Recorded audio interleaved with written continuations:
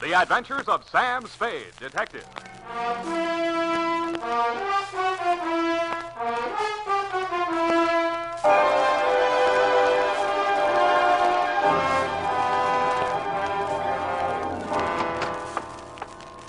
Effie?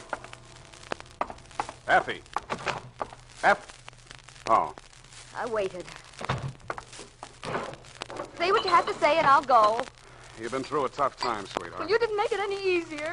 You think it was a cakewalk for me? You think my nerves are made of rubber? You have no nerve. You're just a cold, callous Shut up. old detective. You're going to listen to me.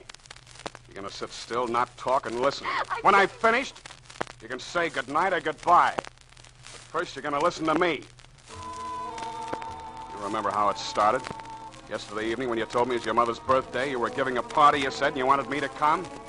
I tried to beg off, being no social butterfly, but Mom would be hurt, you said. And so the next thing I knew, there I was at your house, surrounded by 24 strangers, 10 gallons of lemonade, and your mother.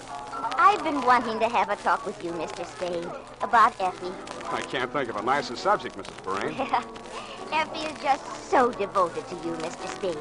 Yeah, well, I'm very devoted to Effie, too, Mother? Mrs. Perrine. What I mean is... Mother, I think we should do something. The party's dying on its feet. Oh, you want me to spike the lemonade, Effie? It just so happens that I have here in my pocket a bottle of... I have a wonderful idea. It'll make the party one big, happy family. You just wait and see now. Quiet! Quiet, everybody. What's she up to? Some kind of game, probably. Mother's great on games. Oh, that's all I need. Your attention, please. Oh, excuse me, there's Miss Brent going now. Miss Brent? Oh, Miss Brent? Yeah, Mrs. Green. Won't you join the party? I'd love to, but I have an appointment. Oh, what a shame. Oh, do stay. Thank you, some other time. Oh, Lola's so nice. She rents the sitting room upstairs. I wish she could have stayed. Well, I'll explain the game now. Oh, Mrs. Green, I think I'll stay after all. Oh, how nice. Oh, you've brought a gentleman friend. Yeah, this is Marty. Marty? Oh, well, Marty, I'd like to have Lola you sat down and crossed her legs at me. On her left knee, where I would have preferred to see a dimple, I saw a tattoo mark. Her gentleman friend Marty was a small, stocky guy, all teeth and New York tie. He shook hands all around, and it felt like the paw of a stale stiff. And this is Mr. Spade. He's the private detective that he works for. Lola's from Kansas City, Mr. Spade. Oh? She's waiting for her husband to return from service overseas. I'm glad he's coming home safely. Where's he stationed? Japan. Yeah, he's... Now, quiet, everybody, quiet. We're going to play charades. Oh, it's very simple. Now, you see, I'm the captain of Team A. Now, Dr. Burson, oh, he's so clever. He can be captain of Team B. Now, dears, quiet, everybody. Now, we'll both select the members of our teams, and then, each of you will write something on a slip of paper. We'll write a quotation or a phrase, the title of a song, whatever you like. Doesn't matter. Just something interesting and clever. Then I think. Yes, I think that's right. You act out what you've written, all in pantomime. No words can be used, although sounds are permissible. Dears, you must listen to me or we can't play the game. Quiet. Now, you can't play unless you know how. And then your team must guess what is written on the paper, and you act it out. Now, any questions? How many words can we put? Oh, any amount of words. No, not over 10, no. That's too long, yes. Now, everybody ready? Teams were chosen. I wound up on Mrs. Perrine's Team A. The slips of paper were handed out to the guests. I wrote down, quoth the raven, nevermore. So I'd have to make like a raven. While everybody was getting settled, Lola Brent came up to me. She pushed a slip of paper into my hand. This is your charade, Mr. Spade. Oh, but I got Isn't this one. fun? Please, don't lose the charade I gave you. And with that, she lost herself in the crowd. I pushed the paper she handed me into my pocket without looking at it. Her gentleman friend Marty, the little character with the New York tie, was out in the center of the floor acting his charade. He flapped his arms up and down, quacked twice, and rolled over on his back. Nobody got it, so he did it again. Oh, now, wait a minute. What could that be? Quack, quack, quack, quack. Wait a minute. Pigeons, duck, dead duck! Dead duck. Oh, isn't that wonderful? Now, Team A scores a win there. Let's go on, please. Well, sir, Mr. Dead Duck, we guessed you. So will you please get up now, and we'll go on to the... Oh! Sam! Sam, he's dead! And he certainly was. A deader duck I'd never seen. I bent to him, and his lips were turning blue. Somebody had spiked his last drink with a jigger of poison. 1 hour later, Dundee and the homicide boys, including the medic, had taken the stiff downtown. No one could identify him. Lola Brent had brought him to the party, but she'd taken a powder. You and Mom were kind of shaky, so I decided to spend the night on the sofa in the living room. I only used up about 3 hours of it when I heard the front door open. I figured it was Lola. I got to my feet, crossed to the hall, and found myself staring into the biggest 45 I ever saw. Where's the duck? Who? He wants to know who, Poby. Look, we don't want no trouble. You're protecting this Duke. Okay. All we want is the duck. Try Walt Disney. Oh. I should have known they had no sense of humor. The butt of the gun caught me behind the left ear. That's where it usually catches me. I don't know how much more sleep I packed away until I felt you shaking me. Sam! Sam! Huh? What, Effie? They took Mom. Those gunmen. They took Mom. What happened? They came into our bedroom. Yeah? They hit me. What? Right here. Yeah? And then they grabbed Mama. They wanted the duck. Huh? Sam, what were they saying? And they took Mom out with them. I'll call the police. Effie, no. But they've got Mom. Oh, for heaven's sake, Sam, they took my mother with them. No, we can't call the police, Effie. Not yet. They want something. They want the duck. I think Mom has it. Well, she's safe for a while, but if we call the police, Oh, she's... Sam, what shall we do? What shall we do? Keep our fingers crossed and play the rest of the caper by ear.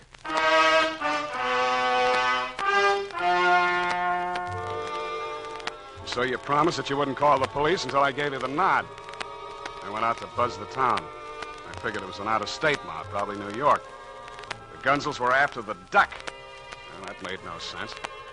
They thought I was the muscle for the juke joint. I hustled over to Jenny the Juke. If she didn't know the score, nobody would. Her place was dark. But finally, she opened up and led me into the rear. When I mentioned the duck, she shut down tighter than a clam in December. It's blisters, Sam. Blisters, I tell you. This ain't only the local law. This is the feds. Go away, Sam. My joint ain't juking for the duration. Listen, Jenny, there's an out-of-state mob. They put the arm on my secretary's mother. She don't know the time of day. They pulled the wrong feather. I don't hear a word you say, Sam. They're mixed up in the juke joint grip. You know who they are.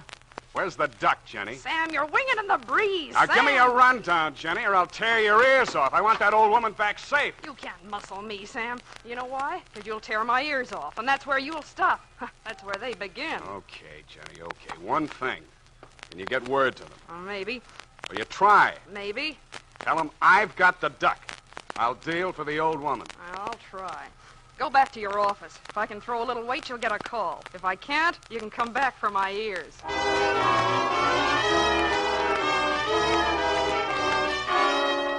And when I got back to the office, I had you on my hands. And that was no rest cure. But I can't just sit here. Do something. We've got to sit and wait. Maybe they're killing her. Maybe... Oh, Sam, please, call the police. No, we got to sweat it out. I can't. I can't go on like this.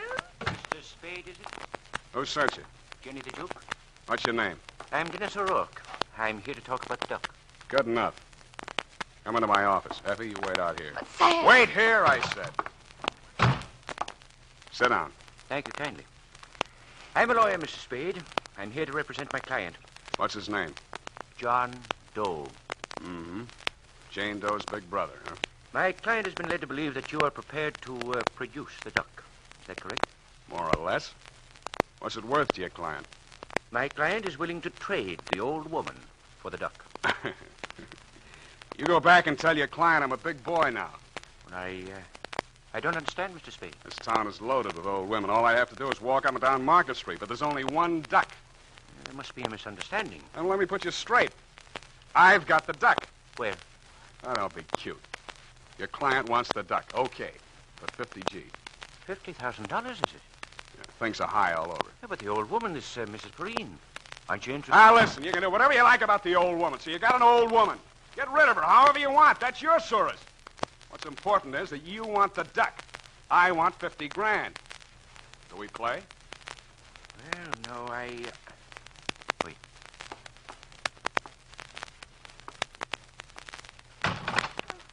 Effie. I thought we had an audience the other side of the door. What were you... Shut up. Save it, Effie. This is business. Easiest money of the season. Well, if you're ready to talk business, we'll go and talk to my client, Mr. Spade. Now. Then let's go. Hey, what I heard you say. You did... Oh, Sam. You've known me a long time, Effie. But maybe you don't know me. The United States Armed Forces Radio Service is presenting the weekly adventure of Dashiell Hammett's famous private detective, Sam Spade.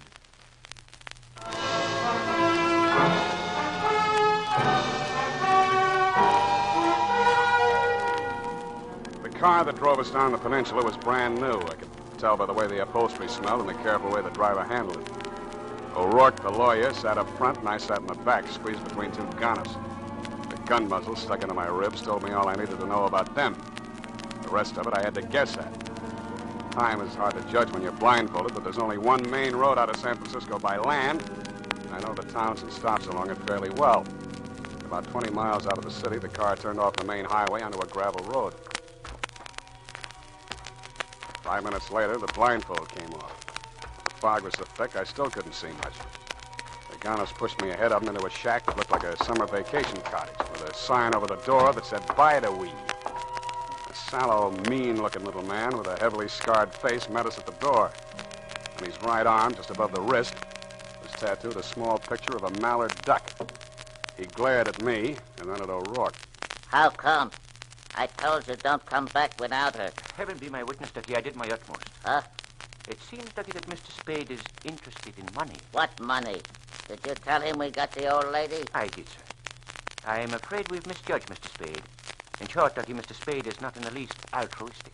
What does he want? You had better tell him, Mr. Spade. 50,000 now, another 50 G's when I deliver the duck. 100 G's is a lot of cash. You can afford it. Bugsy, bring in the old lady. I do wish that you'd explain to Mr. Morton. Sam. Well, it's high time.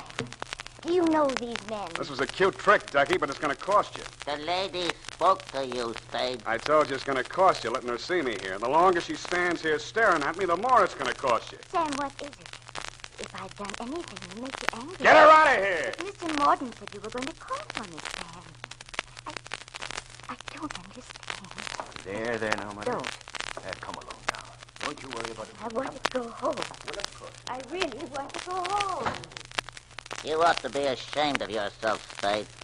You've broken that old lady's heart. Stop drooling. What your talk, Sonny, I ain't any sweet old lady. I don't have to use words when I talk to you, Ducky. You won't do anything to me because I got something you need. Okay, 100 G's. Paid the way you said. Price has gone up. Huh? Kidnapping's a federal rap. I'm not taking any part of it. She don't know she was snatched. We told her we are from the DA's office, keeping her on ice as a witness. She'll find out different. I don't plan on settling down here. Oh, that's fine, but I have to go on living in this town with that old hen alive and clucking. It won't be easy. You mean you want we should knock off that sweet old lady? You're a little slow, Ducky, but you'll get there. I've met some lousy, low-down heels in my day, but you're the lousiest, lowest... Oh, go on. Go on, I can take more of it at these prices. We ain't doing your dirty laundry, see? And it's no dice. My price is $100,000. What if I say no? Then I turn over the duck to the federal boys. In that case, I don't care whether the old lady stays alive or not, because I'll be playing their game. Either you're in or you're out. Think it over, Mordant. When you decide, you know where to reach me. Yeah. We'll know where to reach you.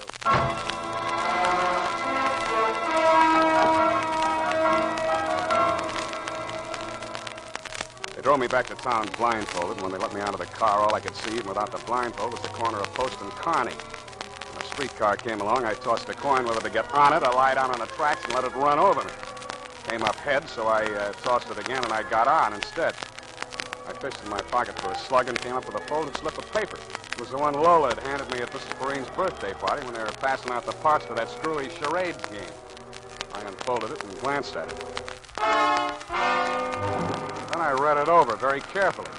The writing was hard to make out, but what I could read of it said, "Help me. That man Marty has followed me here to kill me. If I get out of here alive, Maxie's Arcade. I have $100.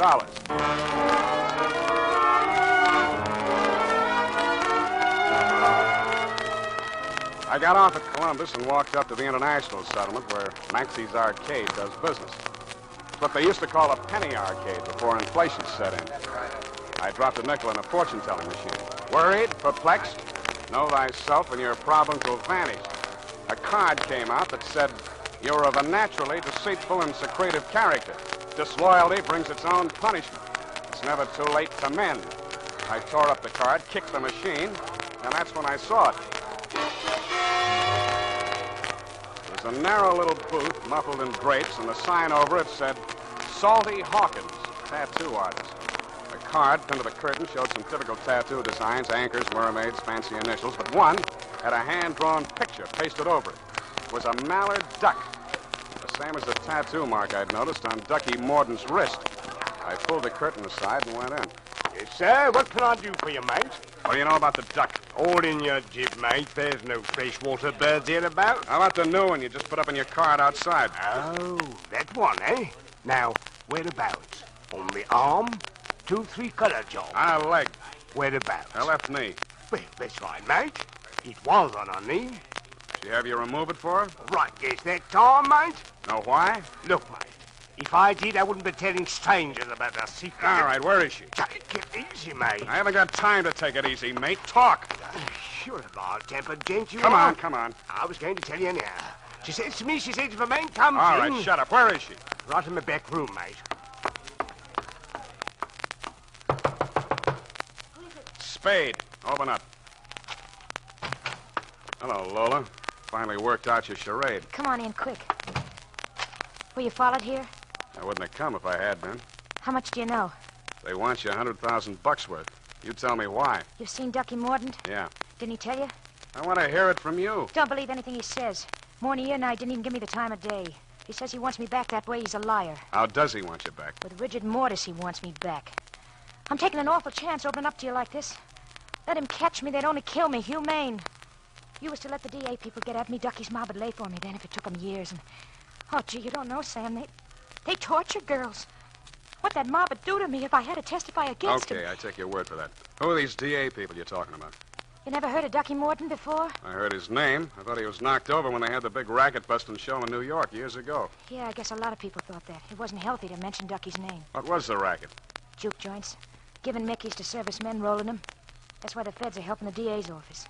They arrested hundreds of girls and held them as material witnesses. Only they wanted me most of all. I'd worked the joints, you see, and then I was Ducky's girlfriend during the duration. Well, I'd think you'd be only too happy to tell what you know about him in court. Oh, gee, I would if I dared, but you don't know. The DA's office say they'll give a girl protection, but how can they? What are you doing in San Francisco? Running away. Had my ticket on a boat. I was going to Honolulu. But they was watching the boats. So then I found this room out in Oakland. Mrs. Preen was real nice to me. I never thought they'd find me there. And then Marty showed up. Honest, it was just a Mickey I put in his drink. Just like we used in the joints, I never knew it'd kill him. You're a brave kid, Lola. Now, look, Ducky offered me $100,000 to deliver you.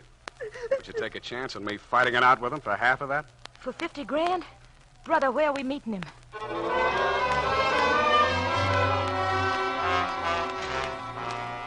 O'Rourke's car was parked outside my apartment building where I had a hunch it would be. The two gunners picked us up at the door, unloaded my hardware, and marched us up the stairs. Ducky opened the door of my apartment and waved us inside. Honey, you got it Keep all the wrong. plant See? outside, you two. Ducky, listen to me. Sit down.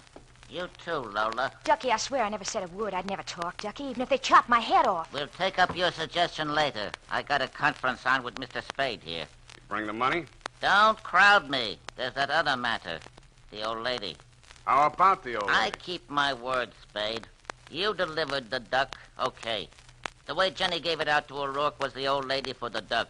But you ain't got no ethics. You see, you figured me wrong. I don't kill old ladies. You're gonna kill the duck. I ain't no old lady. No, you ain't. And you ain't gonna get any older. And neither are you, Spade. He wasn't kidding. He really meant to knock me over, and the gun he was gonna do it with got ready to speak its piece. I'd made my play too strong. The way this type of gunsel thinks is simple, and I'd guessed it right. If you pressure them, they go the other way by instinct. But What I hadn't figured was that this killer had a heart of lettuce. He was going to cut me down to protect your mother from me. How do you like that? I couldn't change my play now. The wheel was already spinning, and so was my head. I tried to brace myself and waited for the blast. Every little movement. Oh, dear, I dropped the tray. Mrs. Perrine, what are you doing here? I was just making some coffee for the boys. Oh, dear, I've broken your cups. That's okay, Mother. We'll take care of it. Bugsy, pick it up. Oh, thank you, Mr. Bugsy. Well, I'm so glad you got my message, Sam. Didn't Effie come with you? Yeah. I mean, no. I I wanted to surprise you both together. I hope you don't mind my taking over the kitchen. It was so late and the boys were getting hungry, so I offered to make them coffee and hotcakes. Well, that was very nice of you. Mr. Mordaunt, put that pistol down for a moment and help me move this table out into the room. Huh? Oh, sure, Mother. Thank you. Oh, we've had such a good time. I've never been up so late in my life. Mr. Bugsy and I played a game called Blackjack, and I won $50. Wait till Effie hears about that. Yeah, wait till she hears. I suppose Effie will come with Mr. Bundy. Bundy? Oh, yes. I remember that Effie said you and she are often down at his office at police headquarters late at night, so I phoned there. Mother. Yes, Mr. Morton? Did you say you phoned police headquarters? Oh, yes. That's where Mr. Bundy works. Mother, what did you tell Mr. Bundy? Well, just that you and the boys were here and that we were about to have some coffee, and he said he'd just love to come up and join us, and I said do, and he said he would, with some of his boys. Did I say something wrong?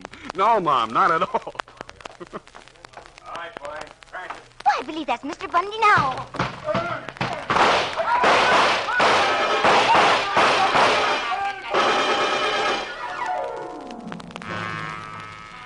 When the smoke cleared away, Ducky Mordaunt and his hoods were playing dead duck for keeps on my living room rug. And that rug just came back from the cleaners, too. Dundee and the boys from Homicide took Lola Brent away with them. After it was all cleaned up, I found your mother out in the kitchen. Well, Sam, I just made another pot of coffee. Oh, it's okay, Mom. It's okay. It's all over now. I know. I've been holding this back. Oh, Sam, I've never been so frightened in all my life. How does Effie stand it? You played it good, Mom. You played it real good. Did I? Was I as brave as Effie? Braver. And not only that, you got more brains.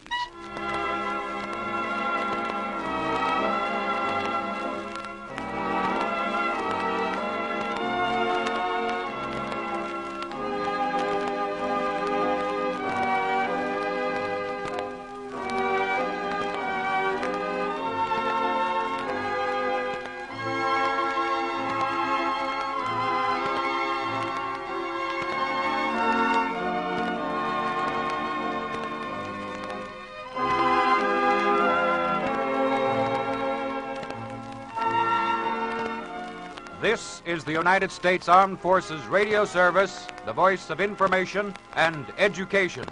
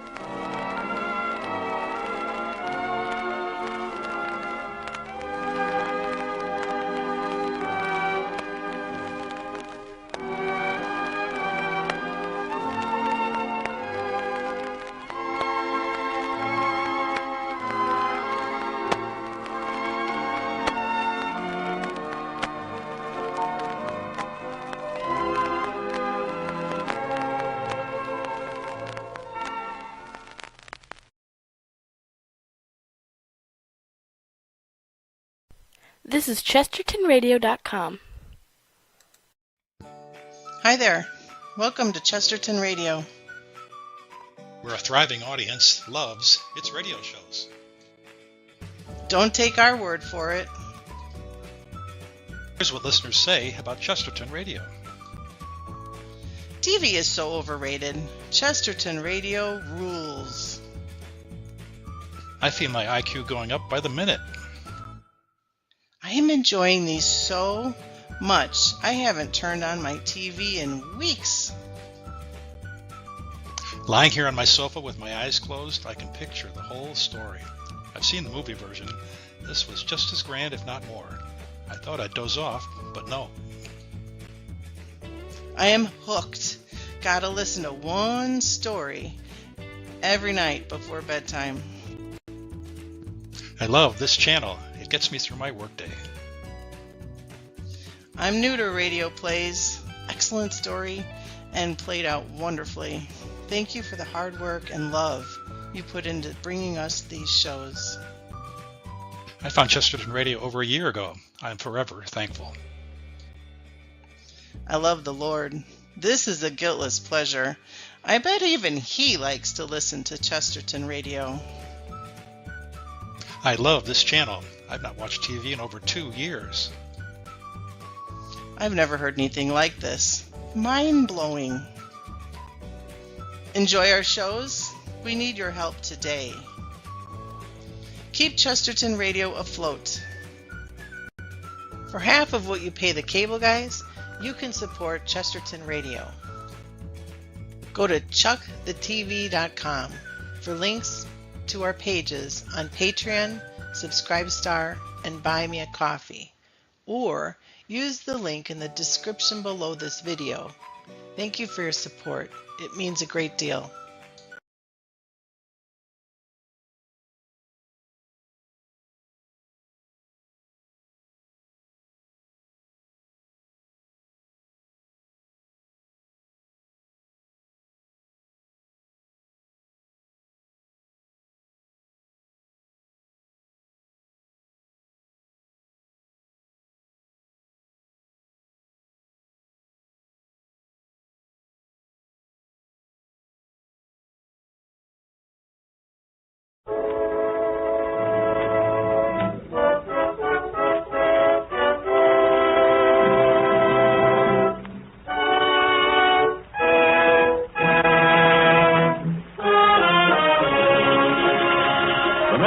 Campbell Soups present The Campbell Playhouse.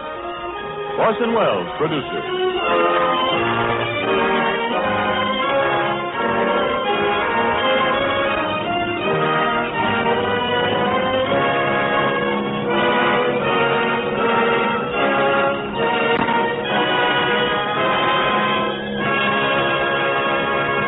Good evening.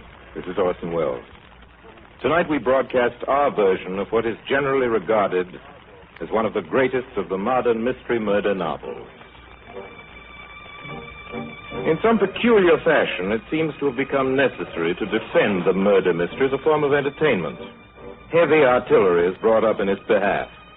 President Wilson, it is proclaimed loudly, could not go to sleep or could go to sleep, one does not remember the point exactly, until a certain number of conflicting clues had managed to efface the days from his proof. And with a mysterious solved only after suspicion has been aimed at every adult in the neighborhood, is not particularly shameful. I have never understood the need for this defense. Murder mysteries are, among other things, our most moral form of entertainment. The wrongdoer is regularly apprehended. If he is not, I have incredibly missed some fascinating black sheep of an author in a flock otherwise startlingly white. And one learns an obvious lesson that to be suspected wrongfully is in due course to be triumphantly cleared of suspicion. Life doesn't always proceed according to this admirable pattern. The apologists would do better to defend life, I sometimes think. To help us solve the mystery of the murder of Roger Ackroyd here tonight, we are fortunate in having a very powerful ally, a most distinguished lady and one of your favorite actresses. A lady in whose ears a nation's applause is still ringing for her latest brilliant success in Drums Along the Mohawk, Miss Edna May Oliver. But before we delve into the mysteries of this night's doings, Ernest Chappell has a comment to make on something which appears to be no mystery at all. Mr. Chappell. Thank you, Orson Welles. I'd like to ask all of you if you'll do this. The next time you're out in the car driving along the highway, just note the great number of eating places that display as their main invitation to you the words chicken dinners.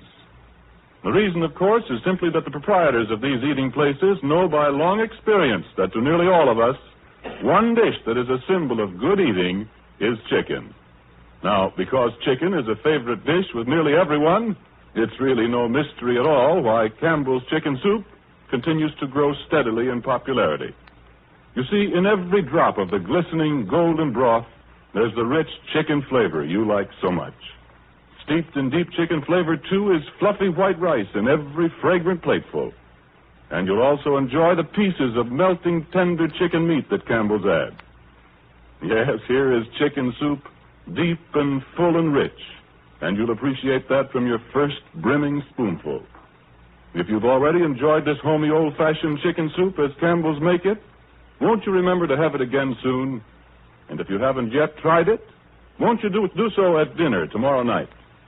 Because I promise you, just as sure as you like chicken, you'll like Campbell's chicken soup.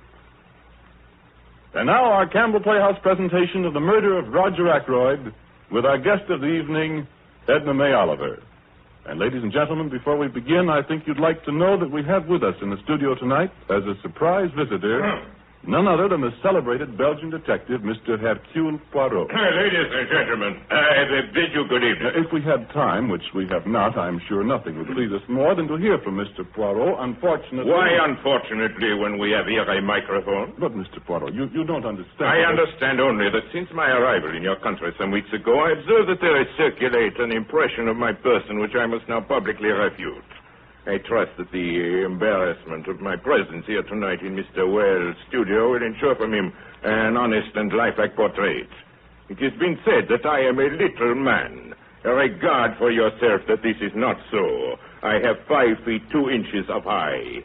My head is perhaps egg-shaped, and I carry it perhaps a little to one side, the left, but my eyes shine green when I am excited. Beyond this, my mustache are the largest in Europe, and my force is in my brain and not in my feet.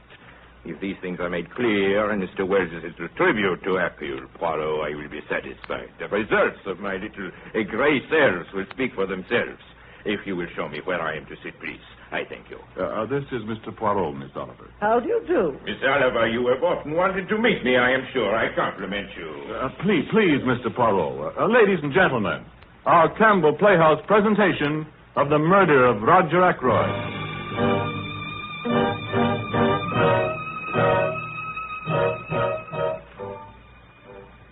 Well, only to start with, give you some idea of the little village of King's Abbot, of which I have so many years been the leading, I must admit, also the only physician and surgeon. My name, by the way, is Shepherd, James Shepherd. We have a large railway station, a small post office, 2 rival general stores, very few able-bodied men, a staggering number of unmarried ladies, none of whom are getting any younger, and an amazing number of retired military officers, all of whom are getting older. In fact, the only newcomer for many months lives next door to me, concerning whom little is known, despite the earnest and tireless investigations carried on in respect to him by my sister Caroline. Caroline and her little group of earnest ferrets, all maiden ladies like herself, have been forced to content themselves with the simple fact of his nationality, which is alien, of his name, which is Poirot, the obvious fact that he putters around his garden all day growing cucumbers, and the suspicion, based chiefly on malicious deductions, he's a retired hairdresser. Let's see now. The main house of any importance in King's Abbot is Fernley Hall, owned by Roger Ackroyd, who's always looked more like a country squire than any country squire could really look, but who's actually an immensely wealthy manufacturer of wagon wheels, nearly 50 years of age, rubicund of face, and genial of manner, and general the life and soul of our, this week, the peaceful village. The other house of any importance has been left to Mrs. Ferrars by her late husband. Mrs. Ferrars died on the night of the 16th of September, a little less than a week ago. It seems longer than that. I was sent over for 8 o'clock the morning of the 17th. There was nothing to be done. She'd been dead some hours. I turned to my home as soon as I decently could, looking forward happily to the warm breakfast I'd missed, and rather unhappily to the certainty of a relentless cross-examination by my sister Caroline. Is that you, James? What on earth are you doing out there in the hall? Just hanging up my overcoat, my dear. Oh, Mrs. Furrows died in her sleep, didn't she? Bacon is cold. How did you know? Out with the dawn securing information instead of warming the bacon is at it. I suppose you're going to tell me she died of heart failure. Annie told me. The milkman told her. He had it from Farrar's cook. Since you're bound to hear sooner or later, Caroline, from the greengrocer or the postman, I might as well tell you myself. She died of an overdose of sleeping medicine. She hadn't been sleeping well lately. Nonsense. She took it on purpose. Well, why on earth should Mrs. Ferrars wish to commit suicide? A widow, still fairly young, very well off, good health, nothing to do but enjoy life. And looking forward to marrying Roger Ackroyd. Don't forget to leave that out. That's an item of fact only in your local gossip circle. A fact's a fact. And there is such a thing as remorse, James, even if you're as wealthy as Mrs. Ferrars. Remorse? I have always been convinced she poisoned her husband, and I'm more than ever convinced of it now. If you'd arranged an inquest a year ago, as I suggested you should... You're talking nonsense, Caroline. Then you're absolutely satisfied it was an accident? I'm satisfied this bacon is not going to get any warmer by itself, and it's time I went to the surgery to see my patient. All right, James. You don't have to be grumpy about it. Oh, by the way, Mr. Ackroyd's butler, Parker, called. What about? Mr. Ackroyd wants to know if you'll dine with him this evening. He says he'd regard it as a great favor if you cancel any other engagement. Of course I'll go and... Don't worry, Caroline. I may tell you all about the dinner tomorrow. Oh, then I'll give you something to tell Mr. Ackroyd tonight. Rafe Peyton is back. Rafe Peyton? Yes, and he's staying at the Dog and Whistle. I know he's taking particular pains to be sure that Mr. Ackroyd doesn't find out about it. I wouldn't dream of telling him. Roger Ackroyd's relations with his stepson are his own affair. Believe me, Caroline, according to every interpretation except your own. I can't help it if people tell me things. In answer to questions. Well, you'd better rush along to that precious surgery of yours. You've got 4 patients waiting. How do you know? Well, one can't help seeing through a window if one is looking through a window.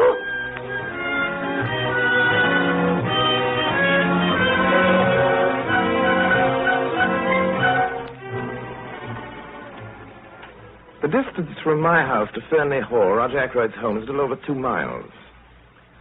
I remember that evening as I walked that the subject of Caroline's latest piece of gossip kept returning to my mind. Rafe Peyton was in King's Abbot. Rafe Peyton, whom I'd known and liked since he was a child. Adopted by Ackroyd upon the death of his mother, he'd grown up to be a handsome but what our narrow little village regarded as a rather wild young man. There'd been many stormy scenes between his stepfather and himself before he finally left for London. According to Caroline, he was secretly engaged to Flora Ackroyd, Roger Ackroyd's niece, who with her mother was now living in Fernley Hall. According to Caroline, I say, and Caroline's information, I'm afraid, is always exact. However illegitimate her source may be. What's the trouble, Ackroyd? A bit under the weather? Yes, Doctor. I've had a little of that pain after food lately. You must give me some more of those tablets of yours. I thought as much, Ackroyd. I brought some up with me. My bag in the hall. I'll get them. No, don't trouble. Make certain that window's closed, will you, Shepard? Of course. Well, that one's open. I'll put the latch across, will you? All right. I say, what's really bothering you, Ackroyd? The door's closed, isn't it? Yes. Shepard, nobody knows what I've gone through in the last 24 hours. What's the trouble? You're an old friend, Doctor. My oldest friend, perhaps. You attended Ashley Ferrers in his last illness, didn't you? Yes, I did. Did it ever enter your mind that he might have been poisoned? Well, frankly, Ackroyd, I don't think I... He was poisoned. By whom? His wife. She told me so herself yesterday. Yesterday? You mean a few hours before she died, she told you? Yes. Some weeks ago, I asked Mrs. Ferrers to marry me. She refused. Last week, I asked her again, and she consented. Yesterday, I called upon her. I noticed that she'd been very strange in her manner for some days. Now, without the least warning, she broke down completely. She told me everything. Her hatred of her swine of a husband, her growing love for me, and then, a year ago, the dreadful means she had taken to free herself. It was poison, Shepard. Murder in cold blood. Murder? Are you sure? That wasn't all. It seems there's one person who's known all along what she did, who's been blackmailing her for huge sums. It was the strain of that that drove her nearly mad. Who's the man? She wouldn't tell me his name. Have you any suspicion? I don't dare have a suspicion. Something she said made me think that the person in question might actually be a member of my household. But that can't be so. I won't let it be so. I must have misunderstood her. What'd you say to her? What could I say? She made me that promise to do nothing for 24 hours, and she refused to give me the name of the scoundrel who'd been blackmailing her. I never dreamt she'd kill herself. Shepard, will you hand me that letter on the table there? In the blue envelope. This one? Thanks. It's from her. It arrived during dinner. She must have written it just before she... You think she wrote you the little bit she didn't tell you, is that it? Name of the man? Yes, I think so. I've got to open it, and yet I'm afraid. What's that? What? I thought the latch of the door gave a bit. Yes? I'll see if there's anyone there. No one. Nerves, I expect. Are you sure you shut the window? Yes, it's closed. Well, I'll read it. If I read it to you, it won't seem so bad. I won't be facing it alone, no matter what the name. My dear, my very dear Roger, a life calls for a life. I see that. I saw it in your face this afternoon, so I'm taking the only road open to me. I leave to you the punishment of the person who made my life a hell on earth for the last year. I would not tell you the name this afternoon, but I propose to write it to you now, dear Roger, now that I have nothing more to fear. Will you forgive me, Shepard, but I see I must read this alone. It was meant for my eyes, and my eyes alone. Do you think that's wise, Roger? I'd rather wait. Well, if you insist on not letting me help you. If you must put it that way, yes, my dear friend, I do insist. I'm sorry.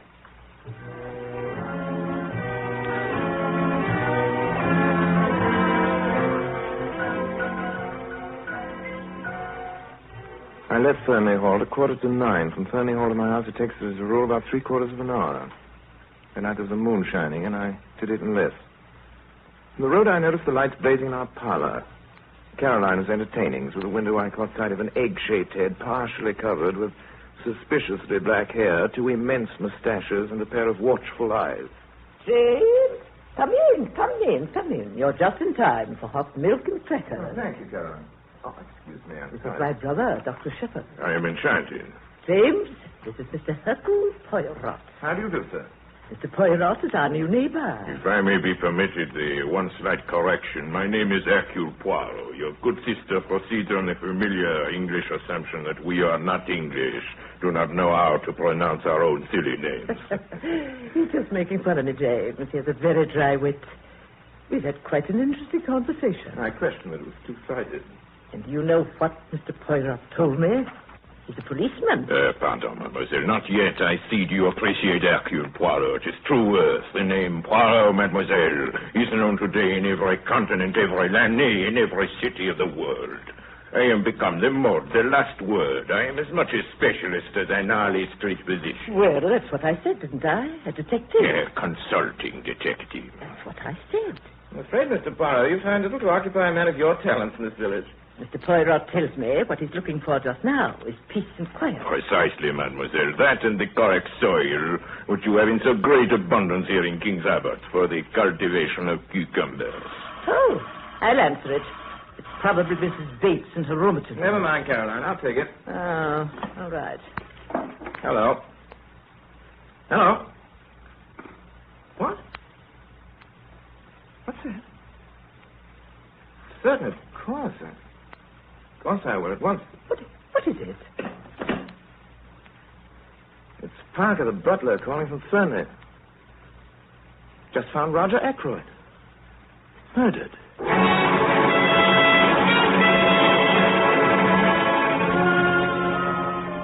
Why, Dr. Shepard. Where is he, Parker? I beg your pardon, sir. Mr. Ackroyd, don't stand there staring at me. Have you notified the police? The police, What's the matter with you, Parker? You called me to tell me your master's been murdered. The master murdered? Didn't you telephone me not 5 minutes ago and tell me Mr. Ackroyd's been found murdered? Me? Oh, no, sir. My English is not of the best, Dr. Shepard, but there seems to be a peculiar misapprehension. Why, Dr. Shepard, I I'll never... give you the exact words I heard just now on the phone. This is Parker, the butler at Fernley speaking. Will you please come at once, sir? Mr. Ackroyd has been murdered. But, Doctor, I... Where is Mr. Ackroyd, Parker? Why, he's in the study, If you don't mind waiting down here a moment, Monsieur Poirot, I won't be a minute. This way, sir. But of course. I'd rather not intrude on him, sir, if you don't mind. Well, I will, then.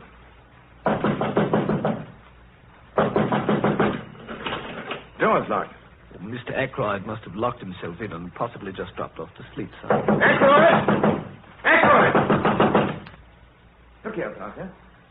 How to break this door in, or rather we are. But Dr. I'll Shepard... take the responsibility. Oh, if you say so, sir. All right, here we go. Together now. 1, 2, 3.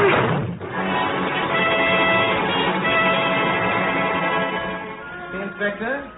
Head is sideways, permitting the dagger to penetrate the jugular. Death was instantaneous. Has the body been moved? Beyond making certain that life is extinct, I haven't disturbed the body in any way. You didn't touch the dagger, did you, Doctor? No, Inspector. No, good. Well, we'll want that for fingerprints. Rummy-looking thing, isn't it? Foreign-looking. Moorish silver. Mr. Ackroyd was quite a collector. There are his silver cases over against the wall. Eh? Who are you? My name's Raymond. I'm Mr. Ackroyd's private secretary. That's right, Inspector. He's been with Mr. Ackroyd almost 2 years now. Oh, very well. Now, Doctor, how long should you say he's been dead? Half an hour at least, perhaps longer. You had to break down the door, eh? What about the window? The English people, they have a mania for the fresh air. The big air is all very well outside where it belongs. Why admit it to the house? Hey, who are you? How did you get in here? You call yourself, unfortunate man, an inspector of police, and you say to me, who am I? Hercule Poirot, master detective, possessed of the finest brain in Europe, known in every continent, in every land, nay, in every city. Not in my part of the world, you ain't. I never heard of you. I'll vouch for Monsieur Poirot, Inspector. He's at my house when the phone call came. Mr. Ackroyd's death. Oh, well, all right then. You can stay. But this is my case, and don't you forget it. Now then. When was Mr. Ackroyd last seen alive? I don't know, probably by me, and I left, let me see, a little before 9. Mr. Ackroyd was certainly alive at 9:30. I heard him in here talking. Who to, Mr. Raymond? I don't know. I just heard his voice. But I know it was 9:30. You didn't hear any of their conversation, did you, Mr. Raymond? I did catch a fragment of it. It did strike me as a trifle odd. Remember, please, the words exact. It is very important. Not sure that I can. The words exact. Wait a minute, Mr. Parrott. Who's conducting this case? You or me? Now then, Mr. Raymond, what was these words you heard Mr. Ackroyd say at 9:30? Well, come on.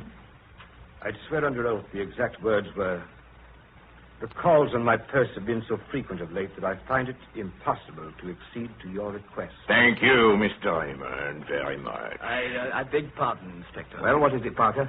I just remembered. Miss Flora saw Mr. Ackroyd later than 9:30, about 9:45. She was just coming out of this room. You mean she was just closing the study door? No, sir. She'd already closed the door when I saw her. She told me Mr. Ackroyd was not to be disturbed again tonight. Where's Miss Flora? Upstairs in her room. Shall I ask her to come down? No. I'll go up. One moment, if I might be so humble, Monsieur Inspector. Could I ask our friend Parker for a little information? Well, what is it? Thank you for your so gracious permission, Inspector. Tell me, Parker, is this room exactly as it was when you entered it with Dr. Shepard? Well, to tell you the truth, sir, I felt myself that this chair here was drawn out a little more. It has been puzzling. The grandfather chair between the door and the window. That's right, sir. That's very curious. No one would want to sit in a chair in such a position. What are you talking about? When a man wants to sit, he sits, don't he? Who pushed it back in place, I wonder? Did you, Parker? No, sir. I was too upset at seeing the master and all. It isn't important, is it, sir? It is completely unimportant. That's why it is so interesting.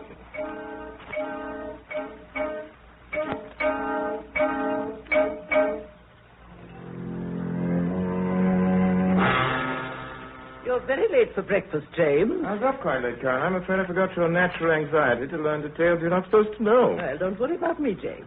Mr. Poirot was working with his cucumbers at daybreak this morning. 6:37 it was. And I've been with him ever since. Good. Perhaps you have some information for me, Caroline. Perhaps I have. Or are you going to pretend you know what suddenly occurred to Mr. Poirot in the night? So that he couldn't sleep for an hour or two after he got home? Inasmuch as I haven't seen our friend since he went to bed. Well, I don't feel very much like telling you either. If I didn't know that he'd tell you himself, I don't think I would. Well, he was worrying about the prints of some shoes outside the window. The way the rubber studs were worn down, he says, should mean something to him. But he doesn't know what. Did you explain it to him, Caroline? Hasn't the cook been of any help to you, or the milkman, or the Ladies' Aid Society? You needn't always be facetious, James. Hasn't the bacon needn't always be cold, I dare say, but it is, and so am I. But not cold, but facetious. James, you know what Mr. Poirot said? He said I had the makings of a born detective in me. He particularly admires my wonderful instinct into human nature. And he told me a lot about the little gray cells of the brain. He says his are of the first quality. Slightly above that, in fact. I'm sure they are. He thinks you're very intelligent, too. Good morning, good shepherd. Good morning. Good morning, Mr. Poirot. A beautiful morning, is it not? See, how is this for a cucumber? Beautiful. Now, my friend, it is yours. I give it you. Altogether, my good shepherd, I have a wonderful morning. Everywhere I learn things new and wonderful things. And all the time the gray cells of Hercule Poirot, they are working. Miss Caroline, she tells me so much about this Ray Peyton. This morning I go to the hotel. It's what you call it. The dog and whistle. Thank you, Miss Caroline. And I think I will talk myself to Ray Peyton. And they tell me at the dog and whistle that was here last night another gentleman asking for Mr. Peyton. Why, James, I certainly think you might have No, Caroline, I thought someone ought to inform Ray of his uncle's death. The least one could do, since no one but myself and the members of your intelligence service knew that he was in King's Abbot at all. Matter of fact, Ray Peyton left the dog and whistle at 9 o'clock last night and never came back. Well, what on earth do you think happened to him? Ray Peyton has a right to come and go as he pleases. He might have gone anywhere. He might even have gone back to London. Leaving his luggage behind? I wonder. Oh, by the way, my good shepherd, that telephone call. Oh, you mean the one that came while you were at the house with Mr. That Poirot? is the one. Tell me, do you think it is possible that someone could have telephoned you and imitated Parker's voice sufficiently to deceive you? Well, he said he was Parker, and James really doesn't know Parker's voice well enough. Of course. But the telephone call was traced this morning by my friend Inspector Hempstead. It didn't come from Fanley Hall at all. It was put through to you at 9:50 last night from a public call office at King's Abbot Station, and at 23 the night mail is for Liverpool. It is the inspector's opinion that the murderer may have left King's Abbot on that very train. Ah, then you do believe that Ray Peyton? I believe nothing, mademoiselle, until it is proved. Well, then, what do you think? I think, Miss Caroline, that Roger Ackroyd was murdered. Outside of that, I think that I will have to think a good deal more.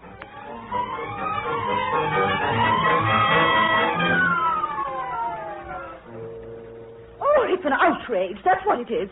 A little man, not even an Englishman, a foreigner with moustaches, comes into this home, a British home, a house of mourning, unsolicited, unwelcome. Oh, Mother, do be quiet. Flora, I will not. He comes in here, into my own brother-in-law's house, questions us like a lot of criminals, besmirches our kith and kin. Mrs. Ackroyd. Mr. Poirot, you must excuse my mother. My uncle's death was a terrible shock. I understand, mademoiselle. It is very little that Hercule Poirot does not understand. Honestly, no, Mr. Poirot, you're on the wrong track. Ray Peyton has nothing to do with this crime. The mere fact that he was hard-pressed for money... Was he hard-pressed for money, Mr. Mr. Raymond? Raymond, now you've made it seem as though... Miss Ackroyd, I'm merely telling the truth. Yes, he was hard-pressed. He was always applying to his stepfather for money. But, Please, Poirot, mademoiselle, had he done so of late, Mr. Raymond? During the last week, for example? Mr. Ackroyd didn't mention such a fact to me. Of course, Mr. Peyton will never again have to apply to anyone for money. You mean that Mr. Ackroyd's will... Exactly.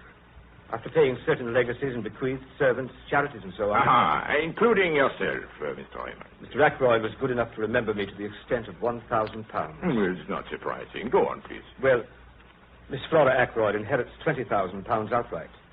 The residue, including this property and an outstanding control in the business, goes to Ray Peyton. You have been familiar with this will for some time past, Mr. Raymond. Roger Ackroyd's confidential secretary. Of course. And Mr. Ackroyd possessed a very large fortune indeed, did he not? Fortune that would have been regarded as large even in less tax-ridden times. Then the immediate inheritance of such a large sum would have eased very considerably the present difficulties of Mr. Ray Peyton. Mr. Poirot, you don't... Is that so, Mr. Raymond? Yes, that is so. You awful little man, talking that way, when you know how Flora feels about Ross Patton. The idea that you suspect him of killing his stepfather. Him no more than any other, madame. You know what I think? I think Roger's death was an accident. Roger was so fond of handling curios. His hand must have slipped or something. He was really a very strange man. Would you believe it? He never gave Flora and me an allowance. His own family. And of course we didn't have a penny of our own. Why, at this very If you moment... need any ready money, Mrs. Ackroyd, Mr. Ackroyd cashed a check for £100 yesterday for wages and other expenses due today. The money was never spent. And where, if you please, is this money? He always kept his cash in his bedroom. I suggest that we see if the money is there. Why, Mr. Well, surely. Am I to understand, you miserable little foreigner, that you're intimating that I merely intimate, ladies and gentlemen, that we see if the money is still there. Ladies and gentlemen, there are here only 60 pounds. Oh, that's impossible. Let me see. 10, 20. The man's right. It is 60. This is terrible. Dr. Shepard, Mr. Poirot, I hope nobody believes... One must believe there are 60 pounds where there were 100. However, I'm sure no one would suggest that you, Mr. Raymond, or you, Mrs. Ackroyd, who alone knew of the money... Mr. Poirot, I protest. Just one moment. Dora. I took the money. I'm a thief. I'm a common, vulgar little thief. Now you know. I'm glad that it's come out. I'm glad also, Miss Flora. You are? Yes, because now we comprehend why Parker thought he saw you coming out of your uncle's room at 10:15. But he did see her coming out of the door. He said so. No, that's just what he did not see. He saw Miss Flora outside the door with her hand on the handle. He did not see Miss Flora come out of the study for a good reason. Miss Flora was never in the study. Well, where else could she have been? Perhaps on the stairs. Well, those stairs only lead to Mr. Ackroyd's bedroom. Precisely. Then you knew I took the 40 pounds? I knew nothing, but I suspected much. As even now, I suspect that this money you have taken, you did not take it for yourself. I took it for myself. You can take what steps you please. I assure you, Miss Ackroyd, no steps will be taken. Only one thing. Why did you not tell me sooner? Me, Hercule Poirot, who in the end will know everything.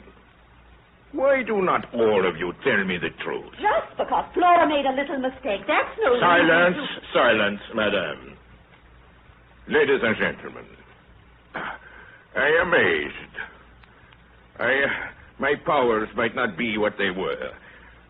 In all probability, this is the last case I shall ever investigate. But Hercule Poirot does not end with a failure. Ladies and gentlemen, I tell you, I mean to know, and I shall know in spite of you all. How do you mean, in spite of us all? But just that, monsieur. Every one of you in this room is concealing something from me. It may be something trivial, which is supposed to have no bearing on the case. Each one of you has something to hide. I appeal to you. Tell me the truth now. The whole truth. Miss Flora, my good shepherd, Mrs. Ackroyd, Parker, Mr. Raymond. Will no one speak? It is a pity.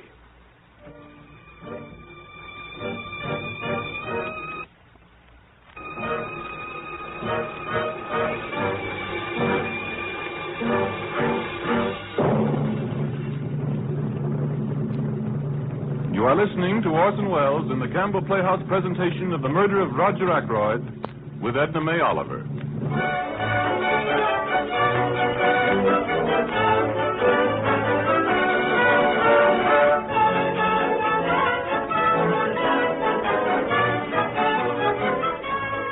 This is the Columbia Broadcasting System.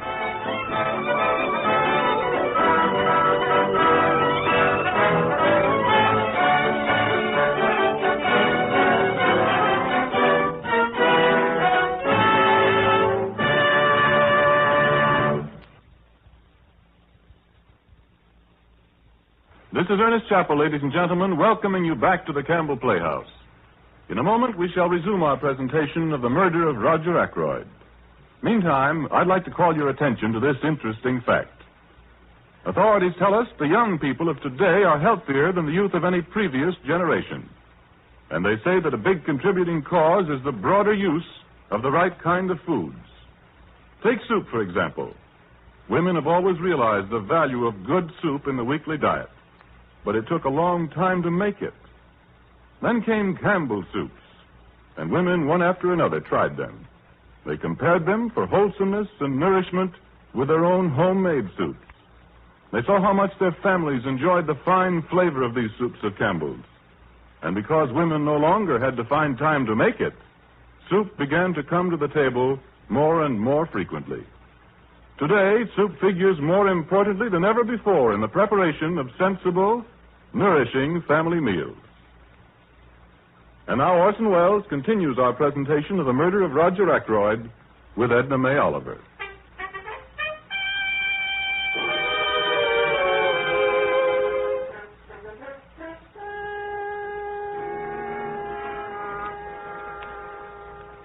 I am a village surgeon, and Hercule Poirot is a distinguished Belgian detective, so it was scarcely for me to tell him I thought he was wasting his time. It was certainly not for me to tell him that he was getting on my nerves. Not that I didn't admire his extraordinary cleverness and insight. Poirot was right, for instance, about the dagger. Police investigation confirmed his suspicion that the fingerprints on the handle of the dagger were those of Roger Ackroyd, the murdered man, though the position of the dagger definitely precluded suicide. It was Poirot who established that it had not been Parker, the butler, who summoned me on the phone that night to what had become a house of death. And again, it was Hercule Poirot who made it indubitably clear that nobody had seen Roger Ackroyd alive after 9:30, at which time Raymond, the secretary, had heard Ackroyd's voice in the study. In spite of all this, it seemed to me that Hercule Poirot was making little real progress in solving the mystery of Roger Ackroyd's death. Furthermore, it seemed to me a curious thing for a detective of his self-proclaimed standing to be spending so much of his precious time in idle chatter with my sister, Caroline.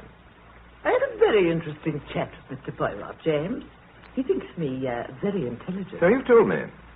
Is it just a coincidence, Caroline, that on those occasional mornings when the bacon is both warm and crisp, it should be so far away from me that I can't reach it? Too much bacon isn't good for you. There's no such thing as too much bacon. And I'll be the judge of what's good for me. I rather fancy that at least is something I know best, Caroline. You know so many things, James. You're so self-complacent.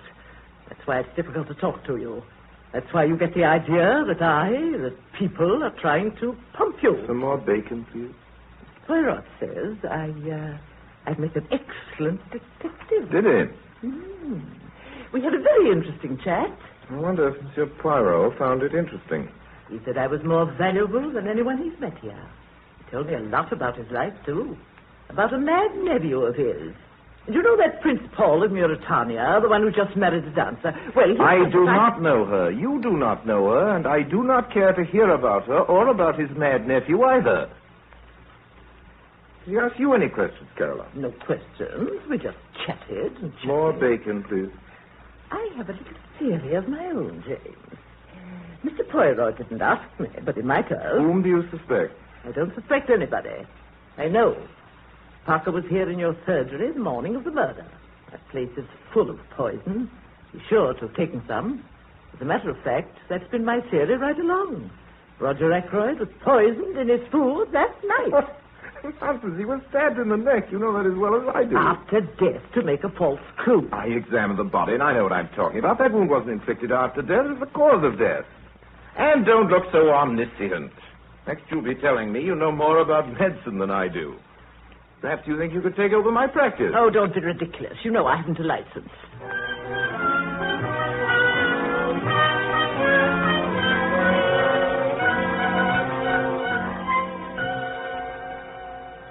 That afternoon, Caroline had a mahjong party made up of her little group of village gossipers, in whose opinion, I now learned, Rafe Peyton was mysteriously concealed somewhere in Cranchester, the only big town in the nearest. Of course, that was true. Miss Gannett's maid, it seems, had contributed the additional information that while taking a walk that afternoon on Cranchester Road, she'd seen Monsieur Poirot in a large black car coming from that direction. After that, I was not surprised to learn that Monsieur Poirot had been invited to my house for dinner. Caroline believes, whenever possible, in getting her information directly from headquarters. A little more raspberry shake, Mr. Poirot. Under no circumstances. I am already a man of a corpulence so great it would hardly become me if I... Well, yes, perhaps, yes. There is no harm in a little raspberry shake. There you are, Mr. Poirot. I beg your pardon, Caroline, if I might have my first helping. Oh, I'll sort it out, James. There you are. Thanks. Mr. Poirot, sir. What do you think about Rafe Peyton now? What I think would scarcely be regarded as legal evidence in the courtroom, mademoiselle. Dear. You are incredulous, mademoiselle Schaeffer. I am incredulous. You have a theory, I perhaps. don't have a theory. I know. Oh, Caroline. James, don't meddle about in what you don't understand. There are several points to this case. Yes, mademoiselle. Point number 1. Mr. Ackroyd was heard talking to someone after 9:30. Point number 2. At some time during the evening, Rafe Peyton must have come in through the window as evidenced by the prints of his shoes. Point number 3. Mr. Ackroyd was nervous that evening and could have only admitted someone he knew. Point number 4. The person with Ackroyd at 9:30 was asking for money. We know Rafe Peyton was in a scrape. Admirable. Oh, and one other thing, Mr. Poirot. I found out something for you today. The boots Rafe Peyton was wearing that night, they were not brown, they were black. Ah, you have found that out for me. Thank you. You are sure, mademoiselle, they were brown or black? Positive? Too bad. If they were only black, those boots. I mean, if they were. You mean... Yes, I understand. Rafe Peyton is guilty or innocent according to whether his boots are brown or black. Really, Mr. Poirot? It could easily be. For murder, there was with Mr. Peyton so many motives. First motive, blackmail. Rafe Peyton may have been the man who blackmailed Mrs. Burroughs. Reason? His general money needs. The second motive, the certainty of a great inheritance through Mr. Ackroyd's death. And the third motive, Caroline? Very simple. Mr. Ackroyd's violent disapproval of Rafe's proposed marriage to Miss Flora. Well, after listening to you, Caroline, I'd say the case looks very black against him. I haven't a case, James. I know.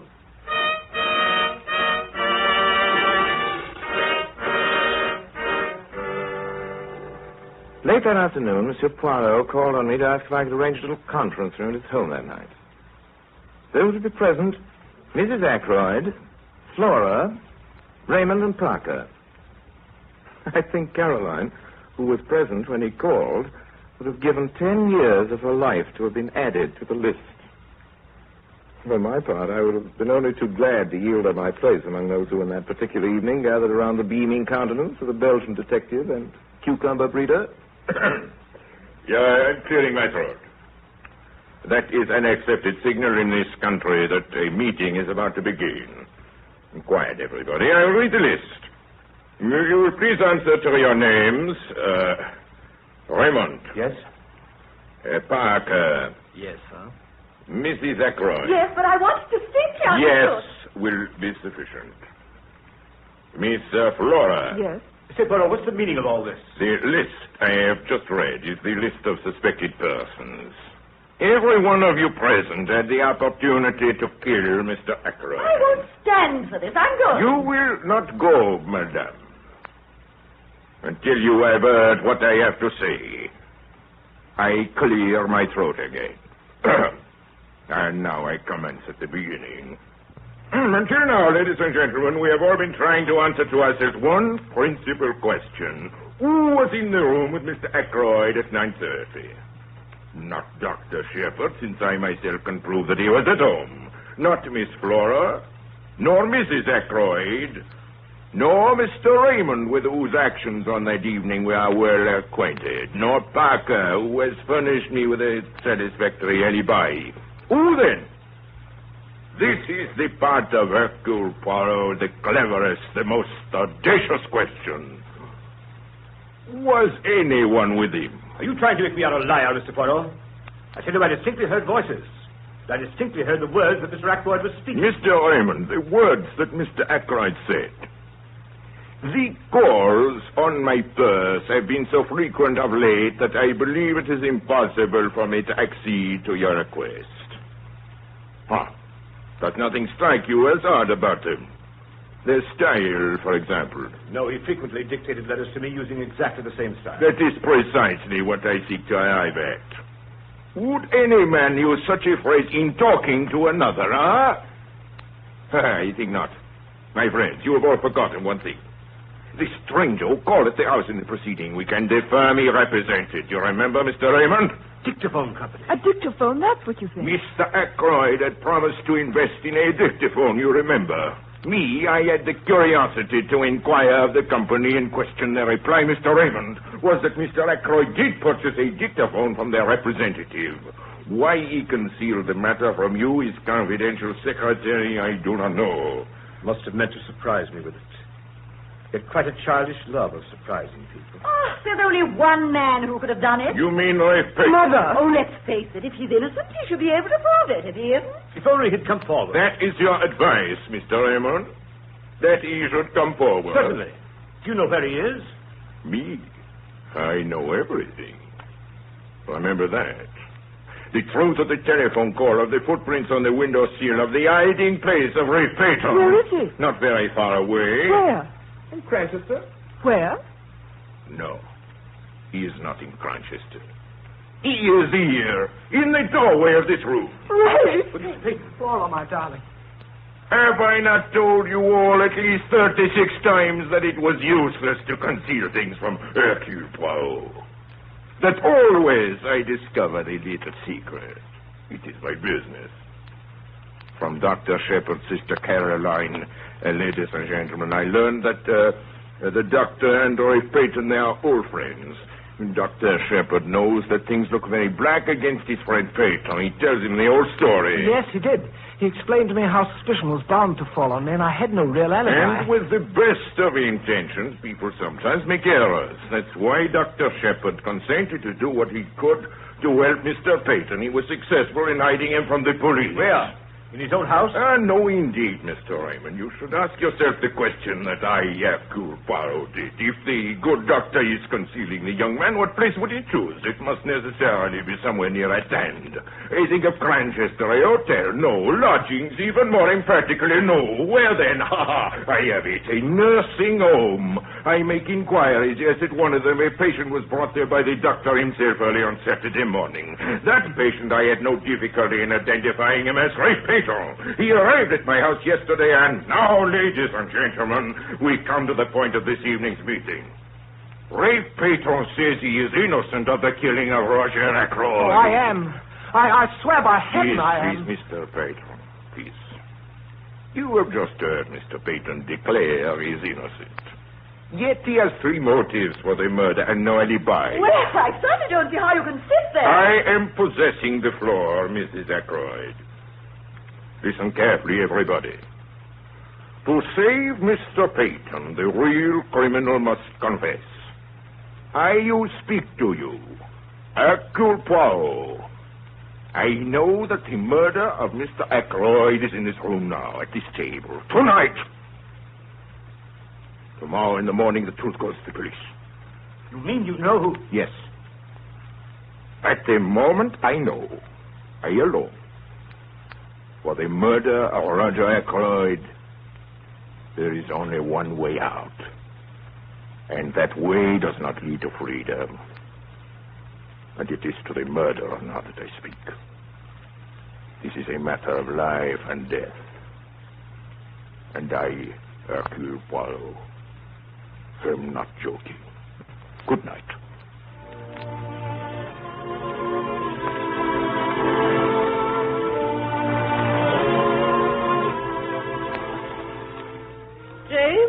What are you doing out there in the hall? Preparing my overcoat, my dear. Well, aren't you coming in to chat? I'm very tired, Caroline. But at least you can tell me what happened last night. Mr. Poirot told us all about his little gray cells again. Oh, does he think Rafe Payton is guilty? No. Well, he's crazy. You can go over and tell him so in the morning. Good night, Caroline.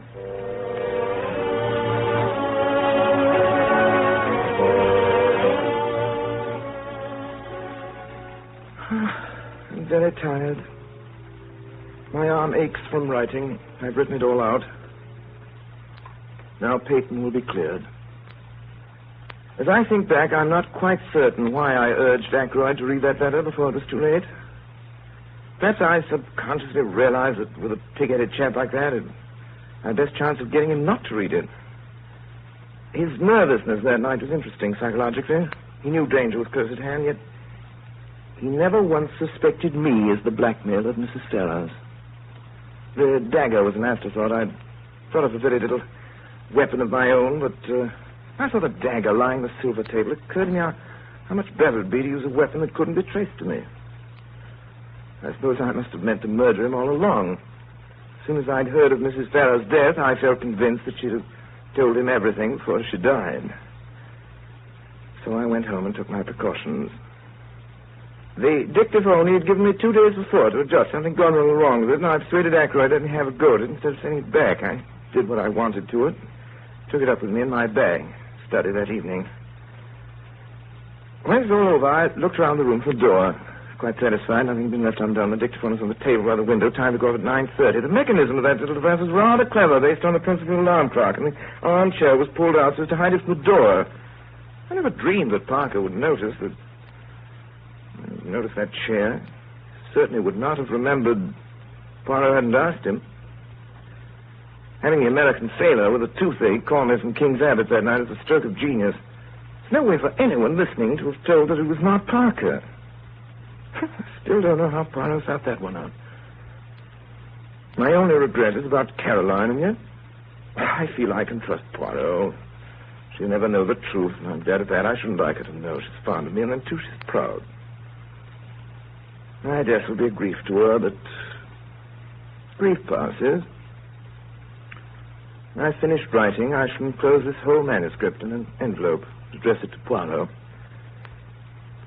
And now, because I'm tired, take some sleeping powders.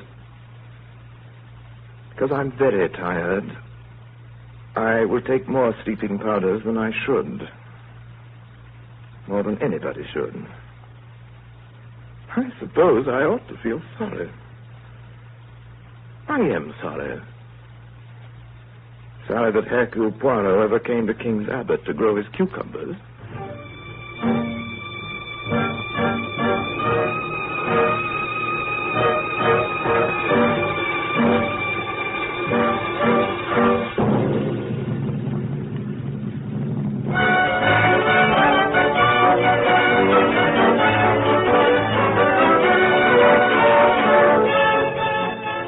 Concludes our Campbell Playhouse presentation of The Murder of Roger Ackroyd.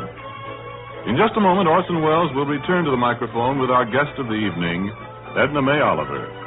Meanwhile, I'd like to take just time enough to say this to every woman listening.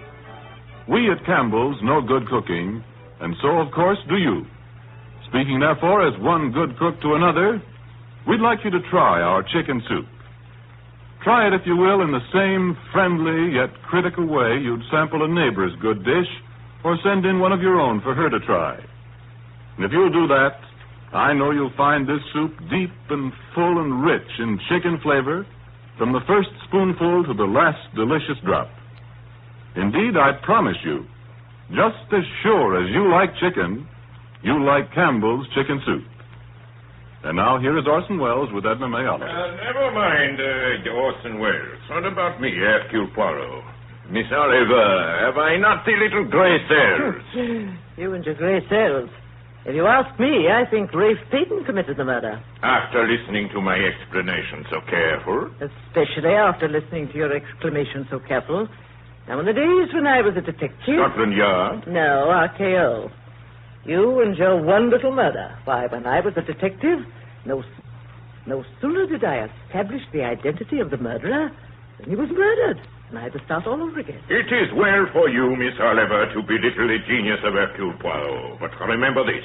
Hercule Poirot always laughs last. Attend. I laugh last. Ha, ha, ha.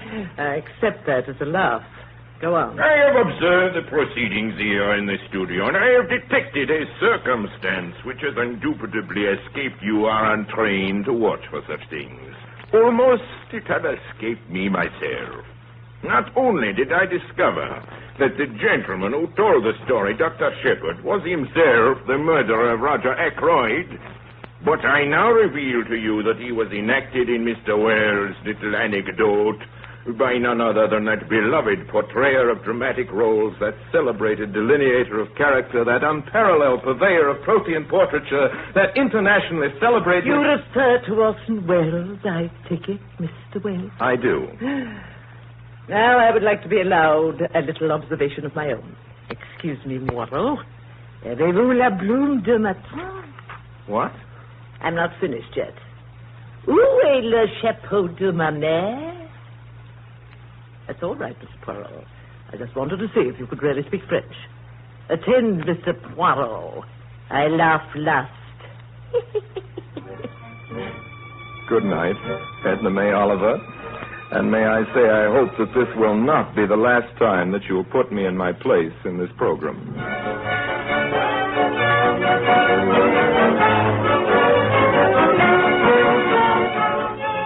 In tonight's Campbell Playhouse production of The Murder of Roger Ackroyd, the role of Caroline Shepard was played by Edna May Oliver. The part of Roger Ackroyd was played by Alan Napier, Mrs. Ackroyd by Brenda Forbes, and Flora Ackroyd by Mary Taylor. George Coulouris was heard as Inspector Hempstead, Ray Collins as Mr. Raymond, and Everett Sloan as Parker the butler. Dr. James Shepard, who committed the murder, was played by Orson Welles, and Hercule Poirot, who arrested Dr. Shepard, was played by Orson Welles. The music for tonight's production, with the exception of the Noel Coward melodies, was composed and, of course, conducted by Bernard Herrmann. And now, Mr. Wells, I feel we have just a moment. Can we have a word about next week's story? Next week, ladies and gentlemen, it will be our proud pleasure to give you The Garden of Allah, starring Claudette Colbert. The Robert Hitchens masterpiece, both as a book and a play, has engaged the affections of the peoples of the world for 35 years with its ageless story of a great love and a greater renunciation. If Miss Colbert's listening in, I want her to know how eagerly we're all looking forward to the privilege of having her with us in the Campbell Playhouse. No other actress that I know is more ideally suited than Miss Colbert for the part of Dominique, the English girl who found in the great Sahara Desert the love that gave the final meaning to her life. And so until then, till next Sunday in Claudette Colbert in the Garden of Allah, my sponsors, the makers of Campbell Soups, and all of us here in the Campbell Playhouse remain obediently yours.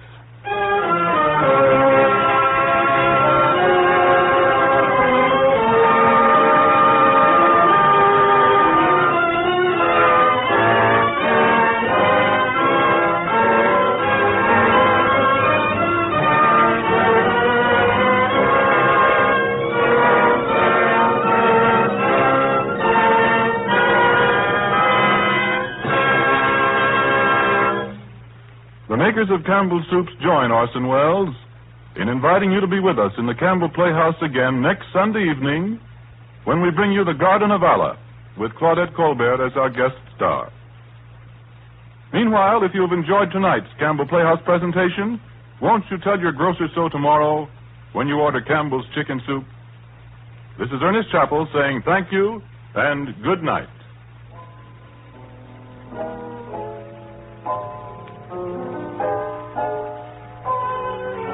This is the Columbia Broadcasting System. This is Chesterton Radio, your home for podcasts of works by G.K. Chesterton, plus drama, comedy, mystery, science fiction, big bands, and much more. The soundtrack to your Chesterton day at chestertonradio.com.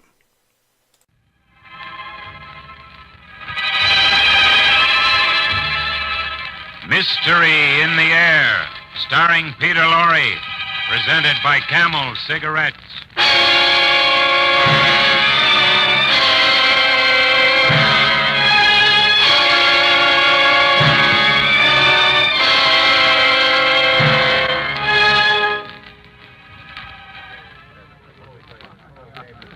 But, Countess, are you sure you want to put all your winnings on a single card? Absolutely sure, my dear Duke. Well, I don't know how it is in Russia, but here in Paris, it is very seldom that anyone wins on 3 cards in succession. The game of faro is the same in Russia as anywhere else. But I wish to put the whole amount, 400,000 francs, on my next card. As you wish, madame. I will deal. Won. No. Look, I have won. See, Duke, you were wrong. Yes. I was wrong. What's the matter?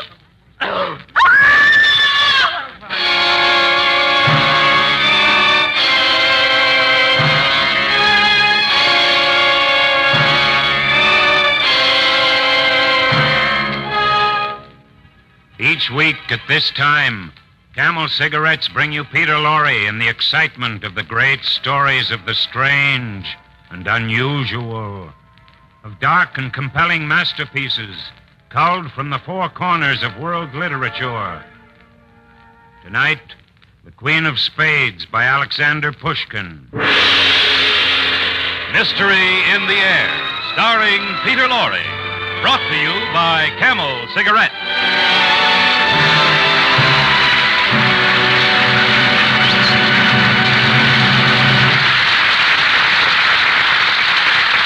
Experience is the best teacher. Try a Camel. Let your own experience tell you why more people are smoking Camels than ever before. Yes, just leave it to your T-zone to judge. Your T-zone, that's T for taste and T for throat, is your true proving ground for any cigarette. See if Camel's rich, full flavor doesn't get highest rating with your taste, and if Camel's cool mildness isn't more than welcome to your throat. See if you don't find, like millions of other smokers, that Camels suit your T-zone to a T.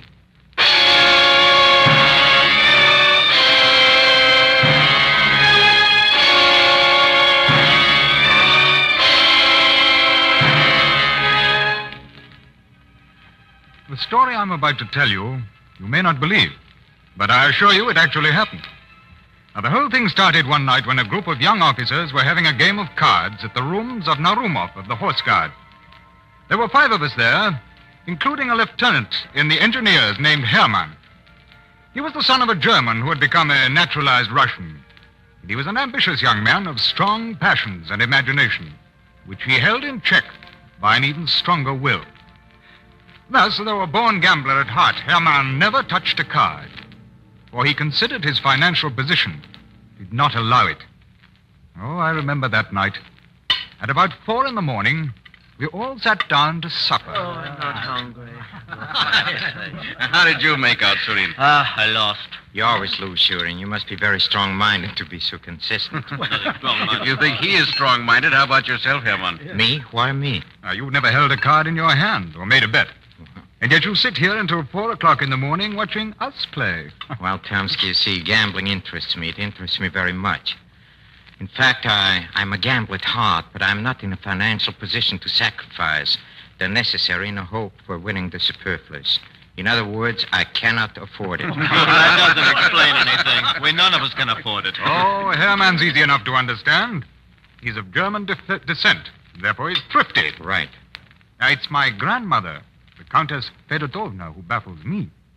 You know, she won't gamble either. Oh, lots of grandmothers don't gamble. St. Petersburg is full of them. Ah, yes, but they don't know the secret my grandmother knows. Huh? Secret? What kind of secret does she know? Something we'd all of us give a lot to possess. Huh? Yeah, a combination of 3 cards that can't fail to win at the faro table. Oh, there's no such What thing. are you trying to tell us? Oh, let's go home. It's late. Wait, Tomsky, I'd like to know more about this secret. What do you care, Herman? You don't gamble. Still, I'd like to hear about it. All right. Many years ago, when my grandmother was a lot younger, she went to Paris. Oh, she must have been quite a sensation. The Muscovite Venus, they called her. Anyway, she gambled at faro with the Duke of Orleans. Lost a great deal of money, much more than she could pay. Yeah, who does? Come on, keep quiet, will you? Well, there was at that time a Count Saint-Germain in Paris. A mysterious figure that no one knew much about. Well, be that as it may, he revealed to my grandmother the secret of the 3 winning cards. And did she win? That night, she played again with the Duke d'Orléans. Yeah? Played the 3 cards, one after the other, doubling her bet each time. And all 3 won, and she recovered everything she had lost 10 times over. Oh, a little hard on the Duke, don't you think? Yes, as a matter of fact, he dropped dead, I believe. It was a long time ago. Come on, Tomsky. Go on with the story. Now, that's all there is. My grandmother never touched a card again. You mean she knows how to pick 3 winning cards in succession, and you haven't succeeded in getting the secret out of her? That's the devil of it. She had 4 sons, one of whom was my father, and yet she would never reveal the secret to any of them. Though it wouldn't have been a bad thing for them. Nor for you either, huh? I've had enough. I'm going home. Well, I'll go along with you. All right, come along. Tomsky, tell me, this grandmother of yours, Countess Fedotovna, does she live in St. Petersburg? Yes, with a ward of hers named Lizavieta. Poor girl, she is supposed to be my grandmother's companion, but slave would be a better word for it. Your grandmother's a widow? Yes. Oh, now, don't get your hopes up, Herman. She's a bit too old for you. She's 86 if she's a day. Still, I I should like to meet her. No, there's not much chance of it, I'm afraid. She doesn't go about much anymore. But I still should like to meet her. Yes, I should like to meet her very much.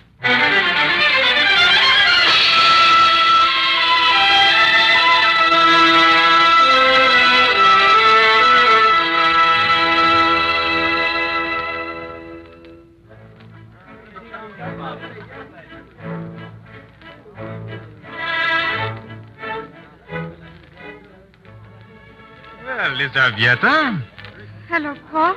don't tell me my grandmother is here. No, but she's going to the embassy ball tomorrow. Tonight, I came alone. Oh, while the cat's at home, the mouse will play, hmm? What's this I've been hearing about you? About me? All very romantic, I understand. I don't know what you're talking about. Oh, come, Lizaveta. You can't tell me that you don't know about the mysterious officer who's been standing outside the house for the last 2 weeks? About the notes he hands you when you get into the carriage with my grandmother? About the letters he sends by the milliner's girl? Who told you? Great friend of your officer. A lieutenant in the engineers named Herman. Herman. Oh, yes, I think I've heard of him. Is he nice? Oh, I like him very much.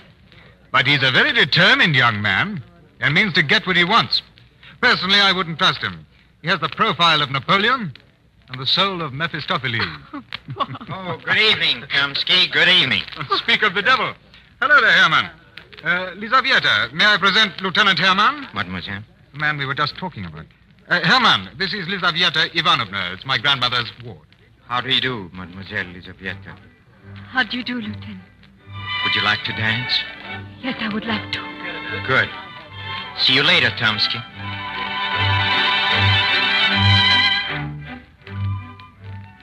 Oh, this is paradise, Lizaveta.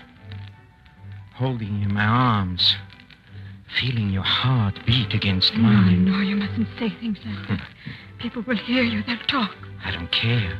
They're talking already.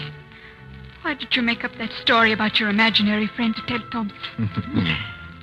Because I didn't want him to know it was I, and I had to talk about you to somebody. I hope the Comtesse doesn't hear about it. Devil with her. It's not the Countess I'm in love with. It's you. Oh, Lizaveta, this is so wonderful. It makes up for all those nights I stood outside your house and... Look, they're in the door. The Comtesse's coachman come to fetch me. I must go home. When am I going to see you again? I don't know. Oh, but this is horrible. My heart is burning with things I want to tell you, but I can never see you alone. There must be some way. There is a way. Yes, how? Take this. Oh. This is the key to the Comtesse's house. Oh, Lizaveta. Tomorrow night, we're going to the embassy ball. We'll be home at 2.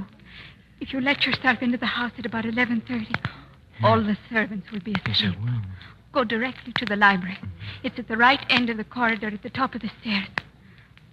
Wait for me there. Right end of the corridor. Oh, you sweet Lizaveta. I adore you. Where's the Countess' room? At the other end of the corridor. Why do you ask me that? I don't want to get into the wrong room by mistake. But now I must go. Till tomorrow night at 2 o'clock. Au revoir, chérie. Mademoiselle, good night.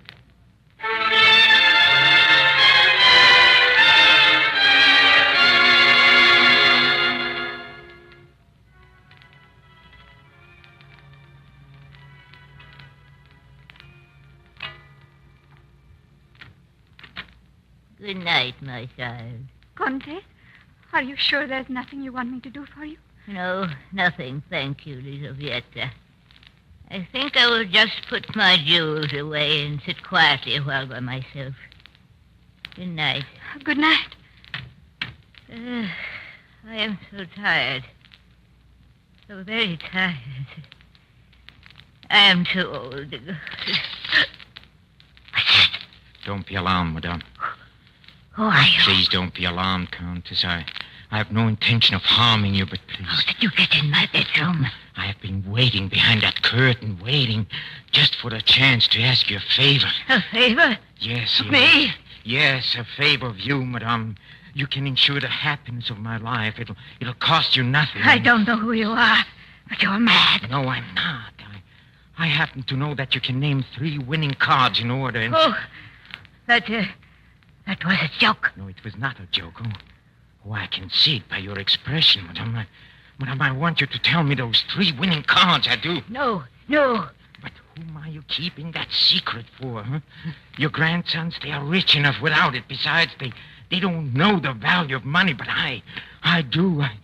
Your cards will not be thrown away. No. It is a curse.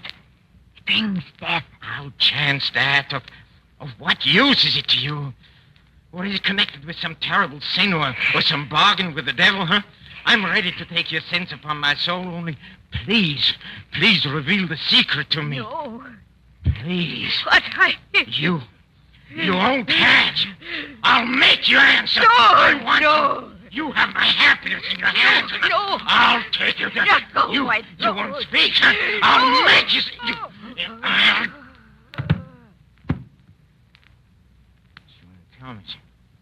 She wouldn't tell me. Are you all right? I heard voices. Comtesse, is everything... You? Yes, it is I. But I don't understand. Where's the Comtesse? There she is. Comtesse, what's... It's no use. She's dead. Dead? Yes, dead. She's taking with her the one thing I wanted in the world. Without which I don't want to face life. You killed her! Yes, but you're not going to say anything to her. No one knows I was in the house except you. You can't tell because you gave me the key. But you killed her? Yes, I killed her. She deserved to die. But now I'll never know her secret. Never. No one will ever know her secret. Unless she comes back to tell it to somebody.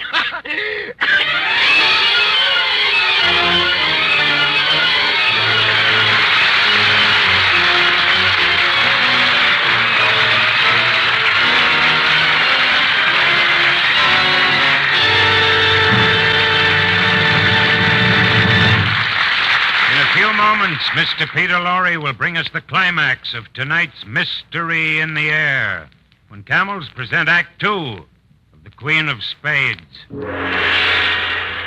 Experience is the best teacher. Remember the wartime cigarette shortage? Who doesn't? One thing about it, though, smokers who went through it really learned a lot about cigarettes. They had first-hand experience with many different brands. How true. Goodness, we certainly smoked whatever brands we could get in those days. I smoke so many different brands, I'm practically a walking encyclopedia about cigarettes. Well, I'm a Camel smoker now. And believe me, I know Camel's the cigarette for me, because I've compared so many brands. Yes, smoking whatever brands they could get during the wartime cigarette shortage made people everywhere experts on judging the differences in cigarette quality. That experience convinced a host of smokers that they preferred the rich, full flavor and cool mildness of Camels. Result? More people are smoking Camels than ever before.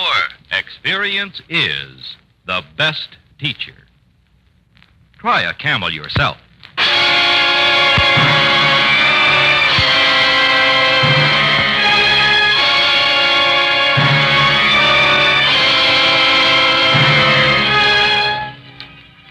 So the Countess is dead, and now the funeral is in progress. What a stupendous funeral. The huge church is banked with flowers, all the way from the doors to the catafalque where the coffin rests. And such a distinguished group of mourners. It almost seems as if all Imperial Russia is there.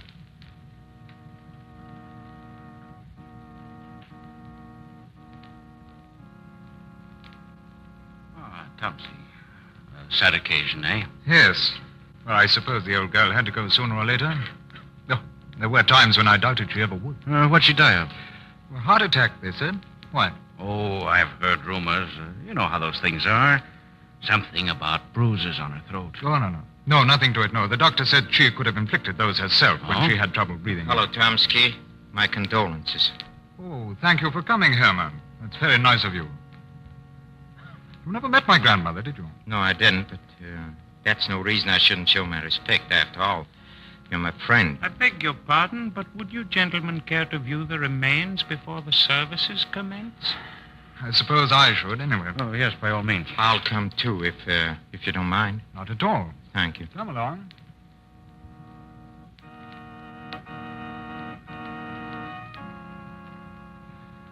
Doesn't she look peaceful? Poor old girl, I was fond of her. Wait, did you see that? What? See what? Look, one of her eyelids moved. What? I tell you. Come on, be quiet. But I saw it. Her eyelids moved as if she winked at me. As if she winked. He's fainting. A fine example of an army officer fainting at a funeral. No, maybe he's sick. Come on, help me carry him out of here.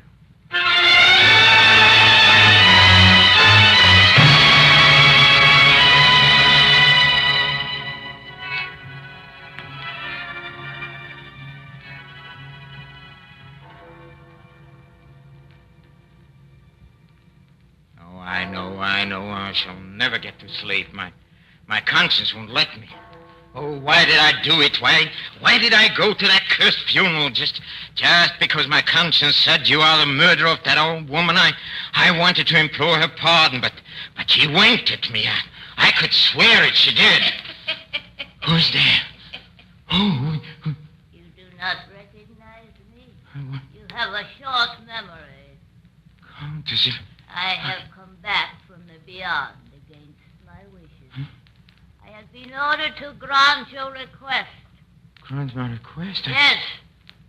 3, 7, and ace will win for you if played in succession. 3, 7, and an ace. But only on these conditions. Anything at all. You do not play more than one card in 24 hours. And that you never play cards again during the rest of your life. All right. I promise. 3, 7, and an ace. 3, 7, and an ace. Oh, I must remember it. 3, 7, ace.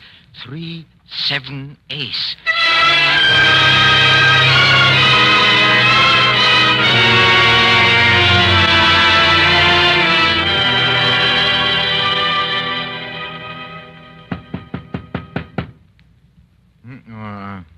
Come in. Oh, there you are, Herman. Are you all right? All right. Yes, all right. Yes, I'm all right. That's good. We were worried about you. We hadn't seen you since you collapsed at my grandmother's funeral. Oh, that was terrible, Lieutenant. And an officer shouldn't faint. I hope you'll forgive me for what happened yesterday. Oh, that's all right. Could have happened to anyone. But it wasn't yesterday, you know. It was the day before. Day before? Oh, I don't remember that. You must have been pretty sick to lose a whole day like that. What got into you? Chomsky, will you do me a favor? If I can, what is it? I've heard a lot about a certain Chekalinsky and the gambling that goes on at his house every night. Oh, yes. Chekalinsky has practically spent his whole life at the card table. That's what I heard. Oh, he's amassed millions at it, but what? I should like to go there. Oh, you want to watch them play Faro at Chekalinsky? No, I want to play. You want to play? Yes. What's happened to you, Herman? I thought you couldn't afford to gamble. Yes, but now I can. You see, I have a little legacy left from my father. And Congratulations. I feel I'm in luck. When can you take me? Anytime. Tonight? Yes, if you feel up to it. Good, that's very good. We'll go to Chekalinsky's tonight, huh?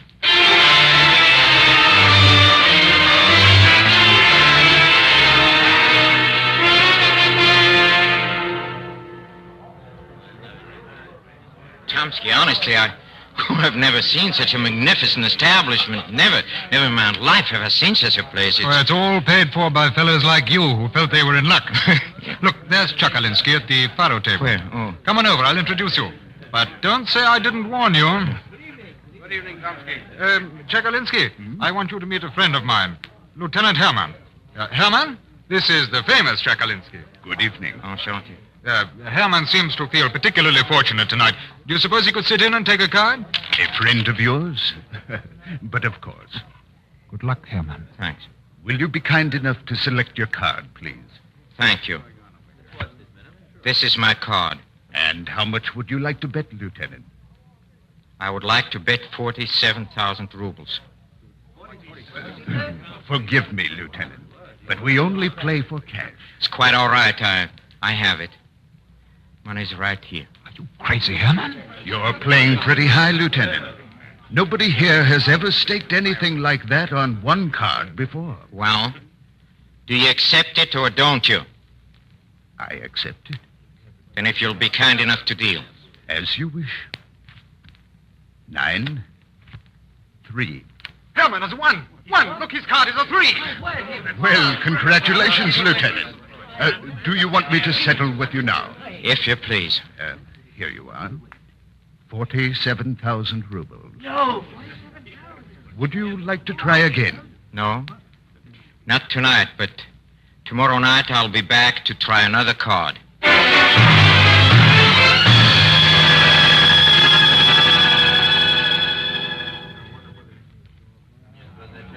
Well, Lieutenant, what do you want to wager tonight? Same stake as last night, plus my winnings, 94,000 rubles. Just as you say. You have picked your card.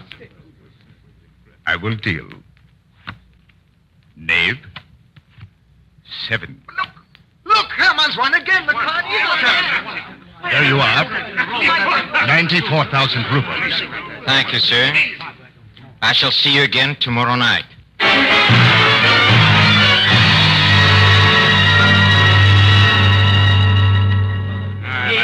Here tonight. I don't believe he'll show up. He'd be a fool to go. Here he comes now, with Tomsky. Now, he can't win 3 times in a row. He just impossible.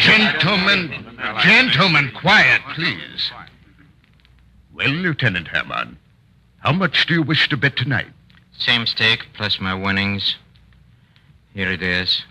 180,000 rubles. On one card? Yes. Herman, don't you think that... Please be quiet, Tomsky. I know what I'm doing. Gentlemen, please. Will you choose your card, Lieutenant? I have it. Will you please deal? Queen. Ace. I win again. Ace wins. Here it is. Huh? If you'd been holding an ace, you would have won. But you haven't an ace. You have a queen, and it loses. What do you mean? You weren't holding an ace, my dear fellow. You have the queen of spades. Queen? Look Queen at it yourself. Queen of spades? What? It isn't possible. I have... Yes, it is. Yes, it is the queen of spades, huh? Now I see it, but... Look, No, it isn't the queen of spades. It's the countess. Look! See the resemblance? Yes, oh. She's tricked me. She's deliberately tricked me. What are you talking about? Your grandmother, the countess. She told me 3, 7, and 8. She told you? Yes, But you never met her. I did meet her. I waited for her one night in her bedroom, and I pleaded with her. But she refused to tell me. She refused to tell me her secret. Then I took her by the throat. And you killed her. Huh? You took her by the throat and strangled her. I killed her, yes, but she didn't tell me that. But then one night she came back. She came back from the grave and she told me 3 cards. It was 7. But she lied. She lied to me. Oh, that dirty woman. She's gotten her revenge. I've lost all the money I had in the world, but I don't care anymore, but I'll show her. You murdered the countess. You'll hang for that. Let them hang me. Let them hang me. I'll get even with her. Beyond the grave, I'll get even with her. He's gone mad. I'll be glad when they hang me. I'll be glad when they hang me.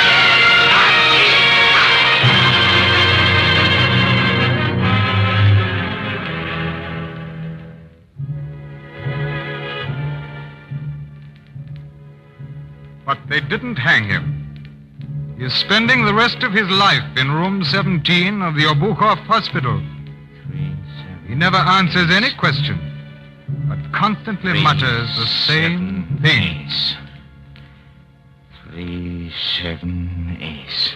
3, 7.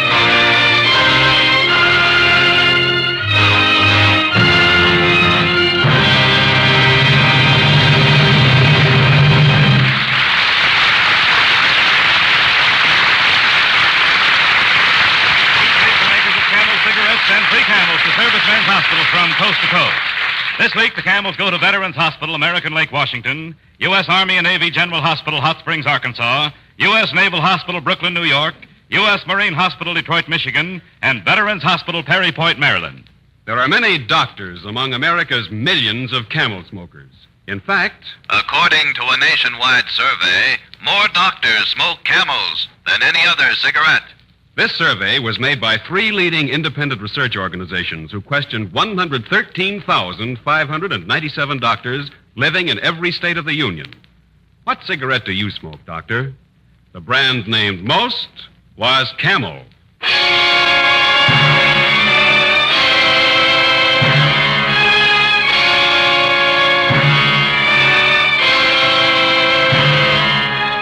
Next week, Mystery in the Air, starring Mr. Peter Lorre, brings you one of the greatest American classics of all time, The Black Cat by Edgar Allan Poe, with a special musical score composed and conducted by Paul Barron.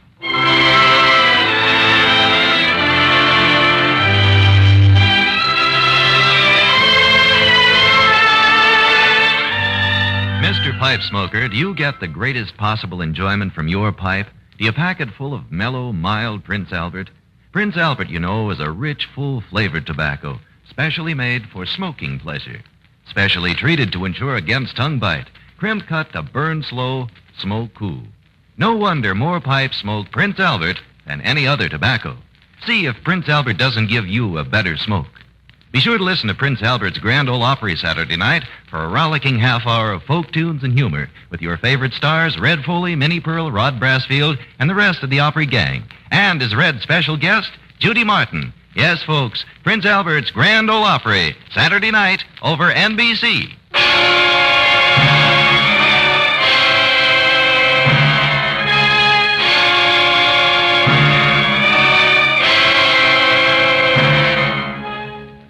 Listen again next week at this same time when the makers of Camel cigarettes present Mr. Peter Lorre in Mystery in the Air.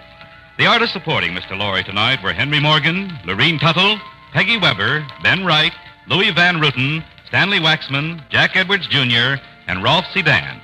This is Michael Roy in Hollywood wishing you all a pleasant good night for Camels.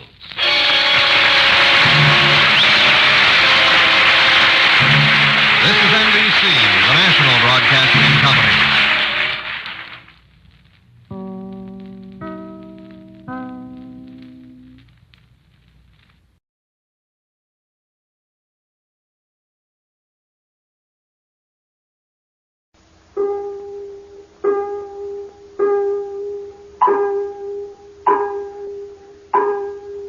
Crime and the little gray cells. These will always catch the criminal. Hercule Poirot, Detective Extraordinary.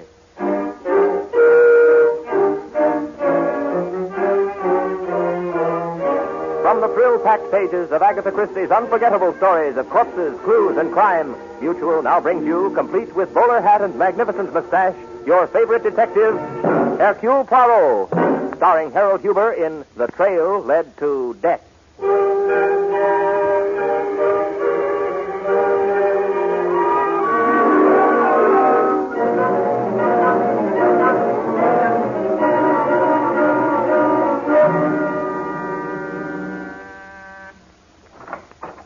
Mr. Perrault, my name is Gorman, Tom Gorman. May I come in? Most certainly, Monsieur Gorman. I'm in a funny spot, Mr. Perrault. I hate clients who start that way myself. But You are a detective, monsieur.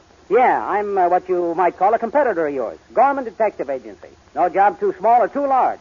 You've heard of me? I regret to say, monsieur, I have not. Well, then how did you know I was a detective? Oh, come, monsieur. The significant bulge under your shoulder. A shoulder holster for your gun, n'est-ce pas? And still, nothing furtive about your movements which would mark the criminal.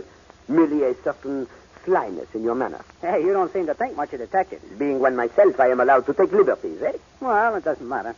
I've heard of you, and that's why I'm here, to get a little help. Monsieur Gorman, I think you have made a mistake. My services are not for hire. No, don't get on your high horse. I know how you've been helping Stevens down at Homicide, and I have a proposition here that will interest you. Monsieur, I have found in my experience that propositions such as you speak of do not interest me. Now, wait a minute. I know that compared to you, I'm just a punk. I haven't got your brains and don't figure for a minute that I have. I'm used to dealing with mugs, and it's mugs I know how to handle. But, well, this thing is different. And all I ask is for you to listen to what I have to say. Then you can give me the brush off if you don't like it. That seems reasonable, monsieur. I've been hired to find a girl. Here's a picture. All I've got to go on is this picture, her name, Elizabeth Dorn, and the fact that she's a nurse. This picture seems to be quite a few years old, monsieur. You can say that again. That's just one of the things that makes it so tough. The people who want this gal located haven't seen her in 15 years, but they're sure anxious to find her now. $10,000 worth anxious. And that's why I came to you. Pardon. I do not understand. Look, this is big-time stuff.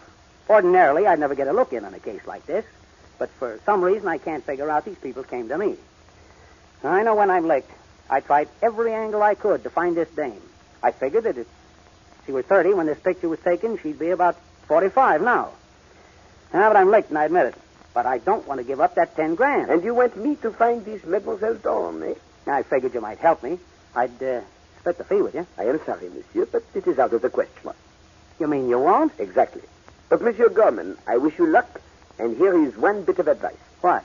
You might ask yourself why these people who have not seen Mademoiselle for 15 years are suddenly so anxious to locate her. Who cares? $10,000 is $10,000. And sometimes, monsieur, $10,000 has upon it the smell of the grave.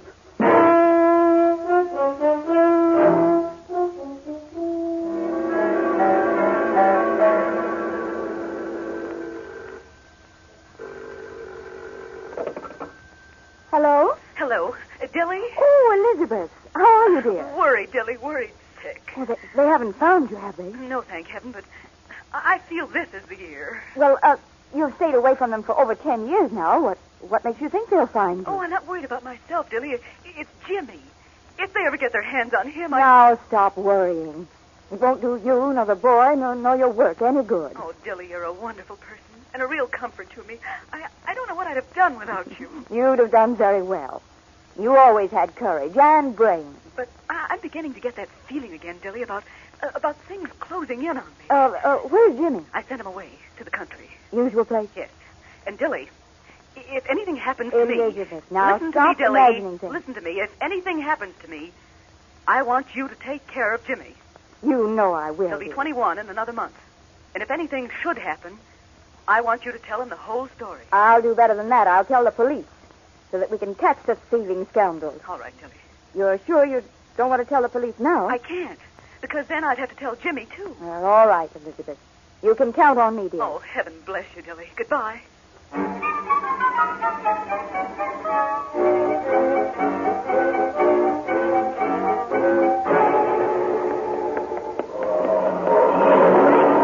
for me. Oh, darn. Now I'll have to wait 20 minutes for the next bus. Good evening. I said good evening. Look, I'm not trying to pick you up. I just want to know your name. Come here, you fool. I just want to ask you a few questions. Let go of me. Let go of me. I'll scream. Help! Help! Now, listen. Is your name Dawn? Is it? If I let you go, will you answer me? Just shake your head, yes or no. No, my name isn't Dawn. And I'm going to call the police. Help! Police! Help!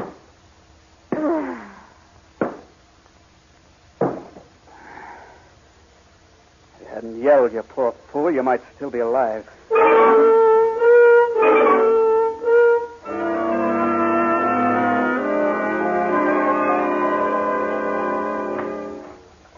Good morning, Monsieur Stevens. Well, you are indeed a faithful public servant. Whenever I come to your office, I find you working diligently at your desk, eh? Well, being the head of the homicide department in this town is no joke, Poirot. But today I can relax. Things have been pretty quiet around here lately. Around here, perhaps. But what about the borough of Queens? Was it not there that a nurse by the name of Molly Ward was killed last night? Yeah. Too bad, but that's just a routine job. Looks like a mugging to me. I've got Collins on it. Do you have a picture of this Mademoiselle Ward? Sure. Here's the police picture taken out there. Her face is badly battered. Well, that's what you'd expect when she's been belted over the head with a blackjack. Yes, mon ami. But why should a poor, unimportant nurse by the name of Mademoiselle Molly Ward be selected for being hit over the head, and in such a lonely section of the city? She wasn't selected, Poirot. Some guy was waiting around and tried to mug her and take her purse. She put up a fight and buffo. Perhaps. Dis donc, what do you know of a private detective named Tom Gorman? Gorman Detective Agency. No job too large or too small. Mm-hmm. Tom's a small-time operator. He'll chisel a little, but nothing serious. Hey, wait a minute, Poirot. You know something I don't.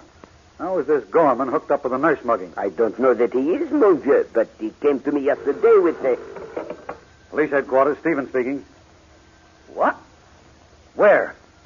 I'll be right over. Come on, Poirot. Another nurse has just been knocked off. Right in General Hospital.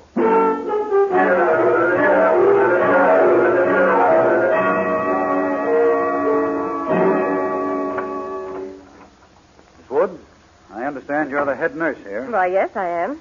I'm Inspector Stevens of the New York Police, and this is Hercule Poirot. Oh, yes, I've heard of Mr. Perot.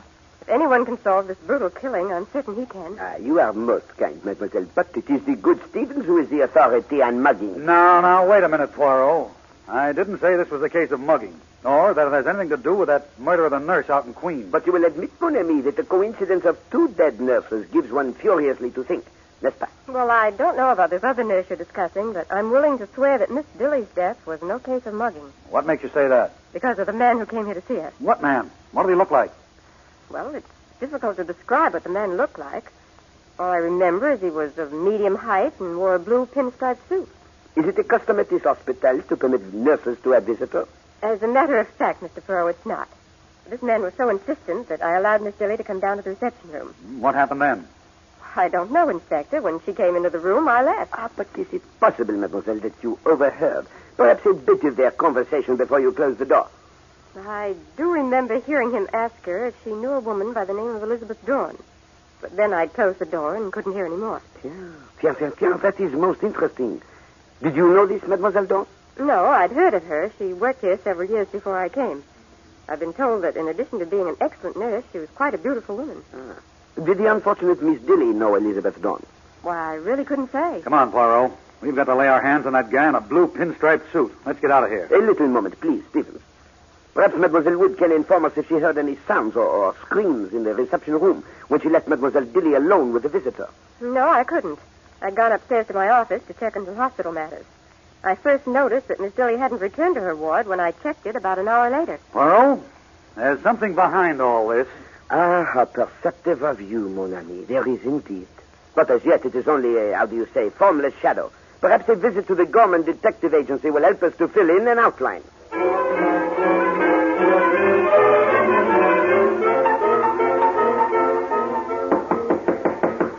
Hey, open up in there. This is the police. Okay. Keep your shirt on. I'm coming. Take your shoulder away from the door, Stevens. He will open it voluntarily. Oh, it's you, Inspector. All right, Gorman, let us in. We want to talk to you. Make yourselves at home.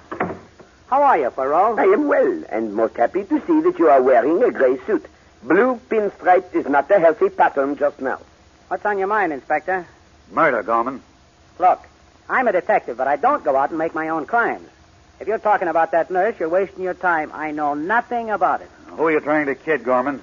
2 nurses have been killed. What? Both by the same method, and you stand there and try to tell me, as far as you're concerned, it's all brand new. 2 of them. Inspector Stevens has the proper score, Monsieur Gorman. We have just come from the hospital. A nurse by the name of Mademoiselle Dilly was killed there by a man who inquired for Elizabeth Dawn. Hey, Poirot, look at this. Hey, give me that. Oh, not so fast, Gorman. Yeah. What do you make of it, Poirot? Perhaps my colleague can explain to us why the name of Sheila Dilly appears on his calendar pad. I was going to try and see her tonight. You know, I'm trying to find this Dawn woman, and I got a tip that Dilly might know her whereabouts. That's a good one. Come on, Poirot. Let's take him down to headquarters. He'll talk there. Now, wait a minute, Stevens. I'm on the level.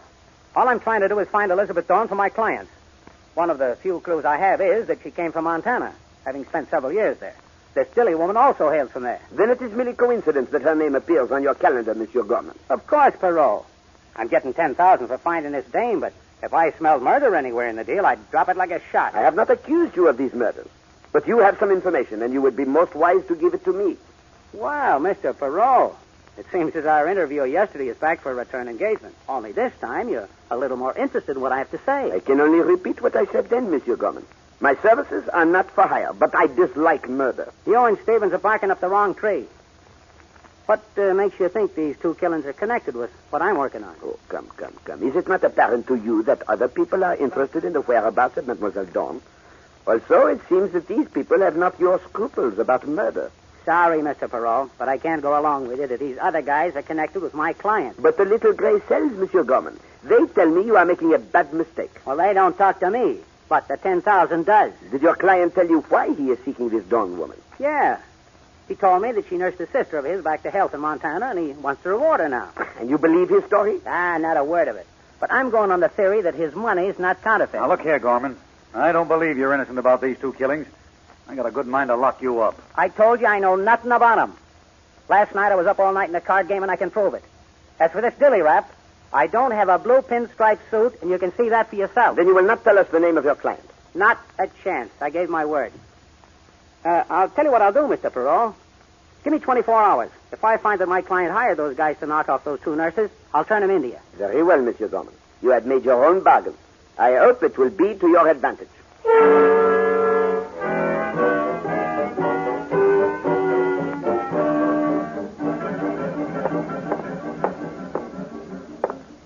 Calm down, Poirot. You'll wear out the floor of my office. What is the matter with those Montana police? The answer to our teletype should have been here hours ago. Hey, what's wrong with you, Poirot? I've never seen you so nervous before. It is the delay of that teletype. I know it will give us a motive for those killings. Well, I wouldn't worry about that. Even if those Montana cops don't send through your message, Gorman's bound to show up here tonight and give us the lead on the murderers. Sacre bleu, Stevens, never have you been so naive. You do not mean to tell me that you trust Monsieur Gorman. Well, frankly, Poirot, I've been working on another theory. And you have been keeping it a secret from me, monsieur? But why? Well, I didn't have it all worked out.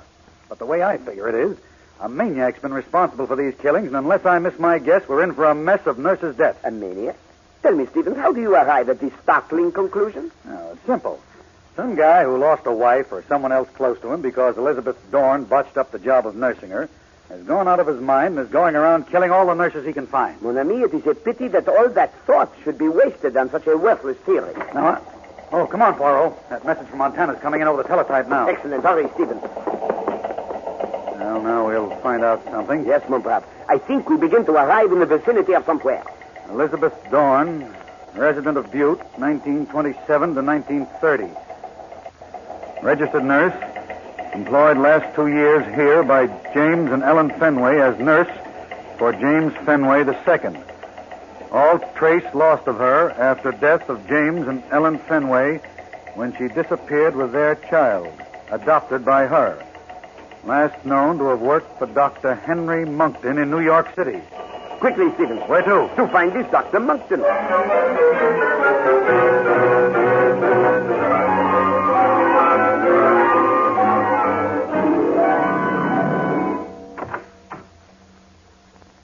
Yes, gentlemen, I understand you're from the police. What can I do for you? Forgive this intrusion, Dr. Monkton, but we would like some information upon a nurse whom you employed some years ago. Her name was Elizabeth Dorn. Well, gentlemen, you're fortunate. As you see, I'm an old man. My memory isn't what it was in my youth. There have been a lot of people inquiring about Miss Dorn lately. Who are they? What do they look like? I don't think they knew each other.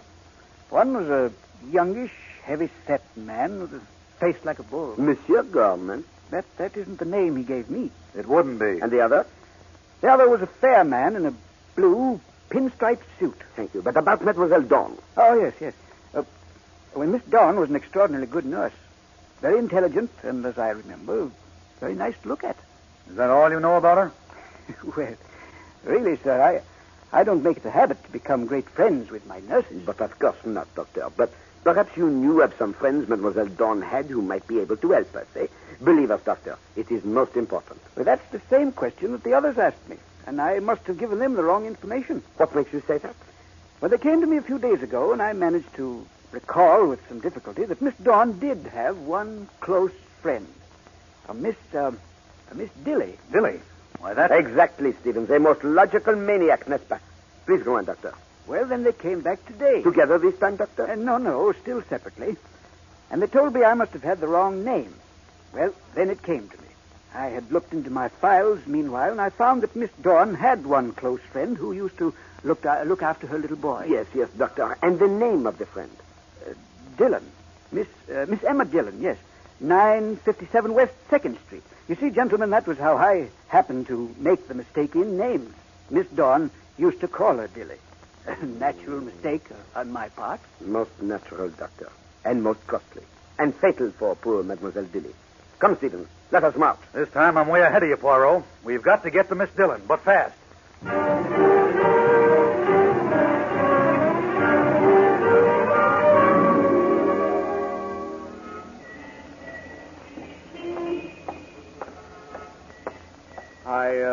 I beg your pardon. You're Miss Dillon, aren't you? Oh, why, yes. I didn't mean to frighten you. I just want to talk to you about a nursing assignment. Oh, My name is Arnold Smith. of course, Mr. Smith. If you'll come upstairs, I'll be happy to discuss it with you. Yes. Very kind of you to see me like this. I need your help pretty badly. Well, it's difficult for a nurse to keep office hours. Must be tough to have to climb stairs like these every day. Oh, I really don't mind. I'm rather used to it. You live all alone? Yes, it's too late to change my way of living now. Well, here we are. Thank you.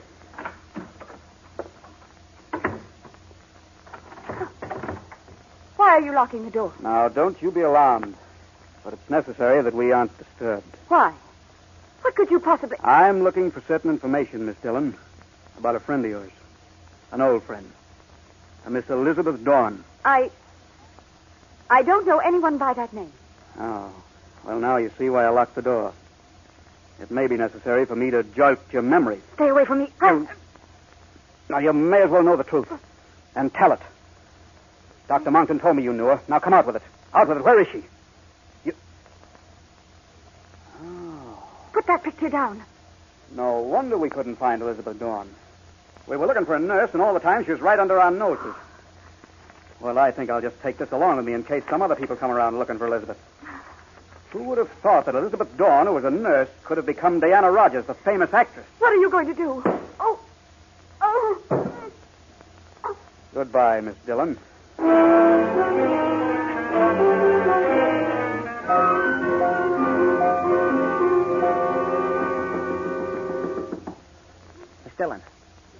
Miss Dillon, open the door. Miss Dillon, are you all right? It wasn't locked. Holy smoke.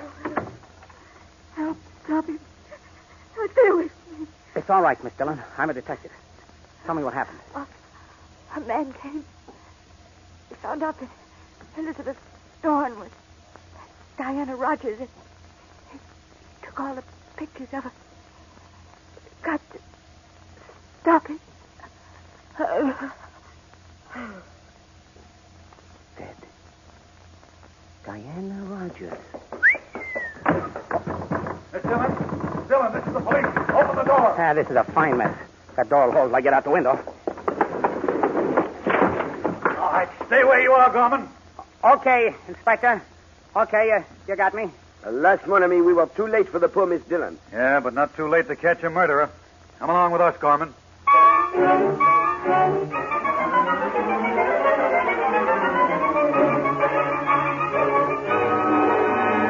I tell you, I didn't do it, Inspector. I didn't do it. Now, that line has whiskers on it. You're guilty, and don't try to deny it. Look, Mr. Perrault, you know I didn't knock off that nurse. Don't pay any attention to him, Poirot. This case is all wrapped up. Pardon, mon ami, but is it not significant to you that Monsieur Gorman did not have the murder weapon on his person? What's that got to do with it? I rush into a room, find an old dame with her head bashed in, and the guy hustling out through a window.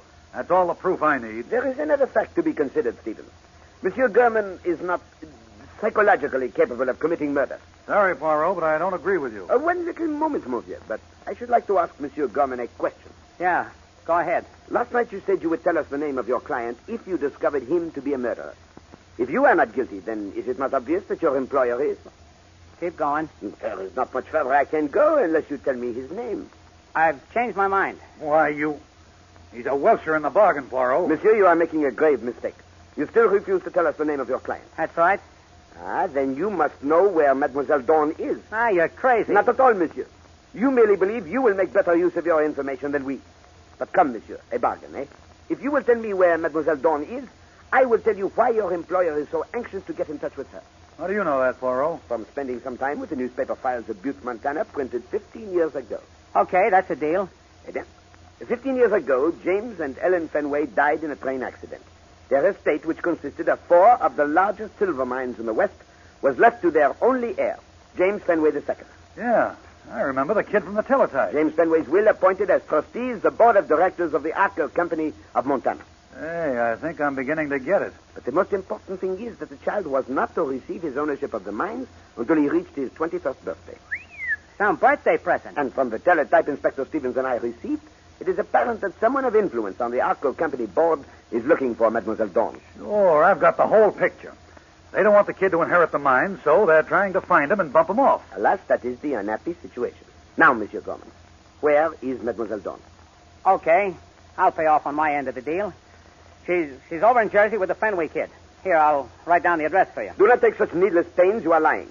I'm only trying to tell you where the darn dame is. All the facts show you are wrong. She is here in New York. Let him go, Poirot. We don't need him anymore. You cannot release him, mon ami. He would not be safe the moment he leaves here. Why, you dirty double-crosser. Monsieur, it is you who has given the cross double by lying to me. And you're also not clever enough to realize that to know the whereabouts of Mademoiselle Dawn is fatal. Okay, but what do we do next, Poirot? We go back to the Dillon apartment, Stevens, and use the little gray cells. It is there that we must find the clue leading to Mademoiselle Dawn.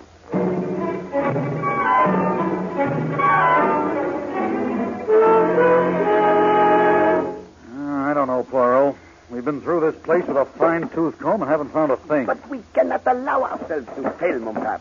Others found things here that helped them. We've ripped open drawers, turned up carpets, and all we've gotten out of the whole thing is a wrecked apartment. Wait, what have you there in your hand? Some old theater programs. Yeah, they belong in this trash basket. No, let me see them. Huh? They don't mean anything except that this Dillon dame liked the theater.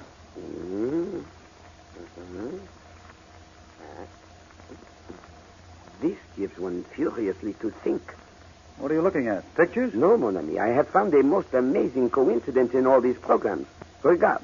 What's that? It seems that there is one name which appears in every one of them. So what? Miss Dillon was a fan of someone. That happens all the time. But the first program is 10 years old, and it shows an actress named Diana Rogers playing a most insignificant role. Then look at this next one, 7 months later. And this one, 2 years after that. In each play, she acted a role of increasing importance. And this last play, Day of Victory. Now she is the star. I still don't get... Mon Dieu, that is it, Stevens. You recall how everyone told us that Mademoiselle Dawn was beautiful? Yeah, but what's that? Well, we have found her. Elizabeth Dawn is Diana Rogers. Holy catfish. I know where she is. That play you mentioned is still on Broadway. Quickly, Stevens, or we will be too late to stop a return performance of Murder.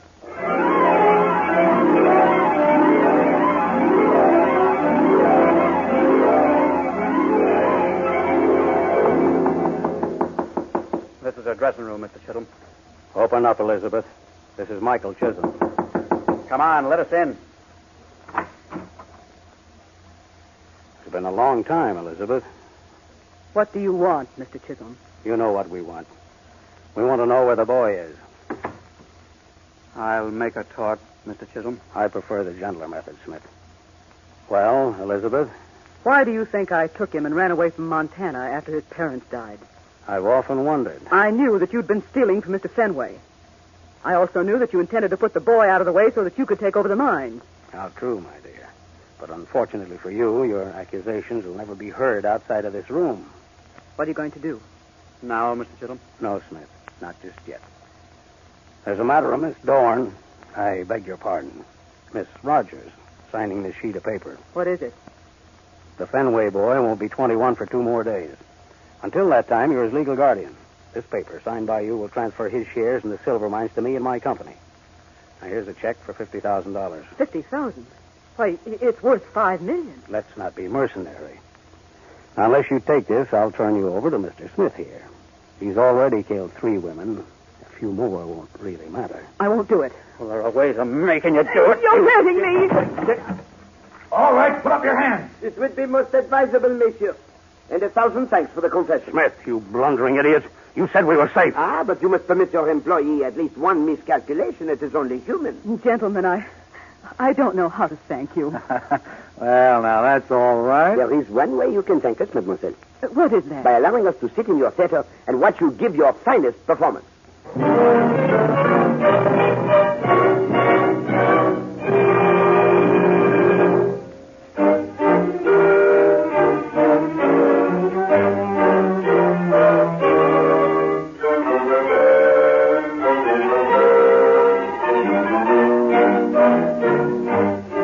listen next week when Agatha Christie, America's favorite mystery writer, brings you her favorite detective, Hercule Poirot, starring Harold Huber in Murder is a Private Affair.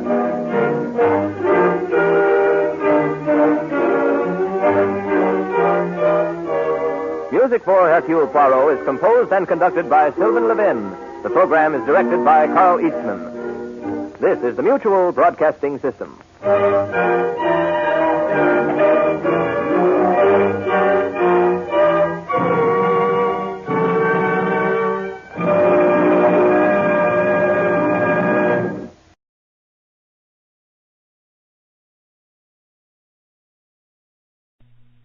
Petri Wine brings you Basil Rathbone and Nigel Bruce in the new adventures of Sherlock Holmes.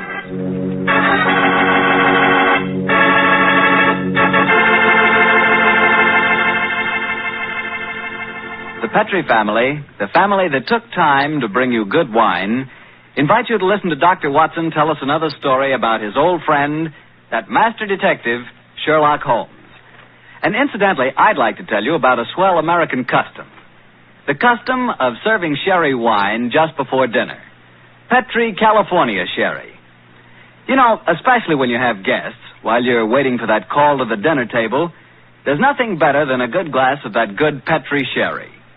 You don't need fancy glasses for Petri sherry. No, sir. That wine tastes good out of any glass. And it looks good, too. Beautifully clear and the color of precious amber. Just try that Petri sherry and you'll feel like smacking your lips after every sip. Oh, and say, Petri makes two kinds of sherry. The regular sherry and Petri pale dry sherry. Just to make sure you get the perfect sherry for the whole family, don't buy one, buy two. But do be sure the sherry you buy is Petri sherry. Petri, the proudest name in the history of American wine.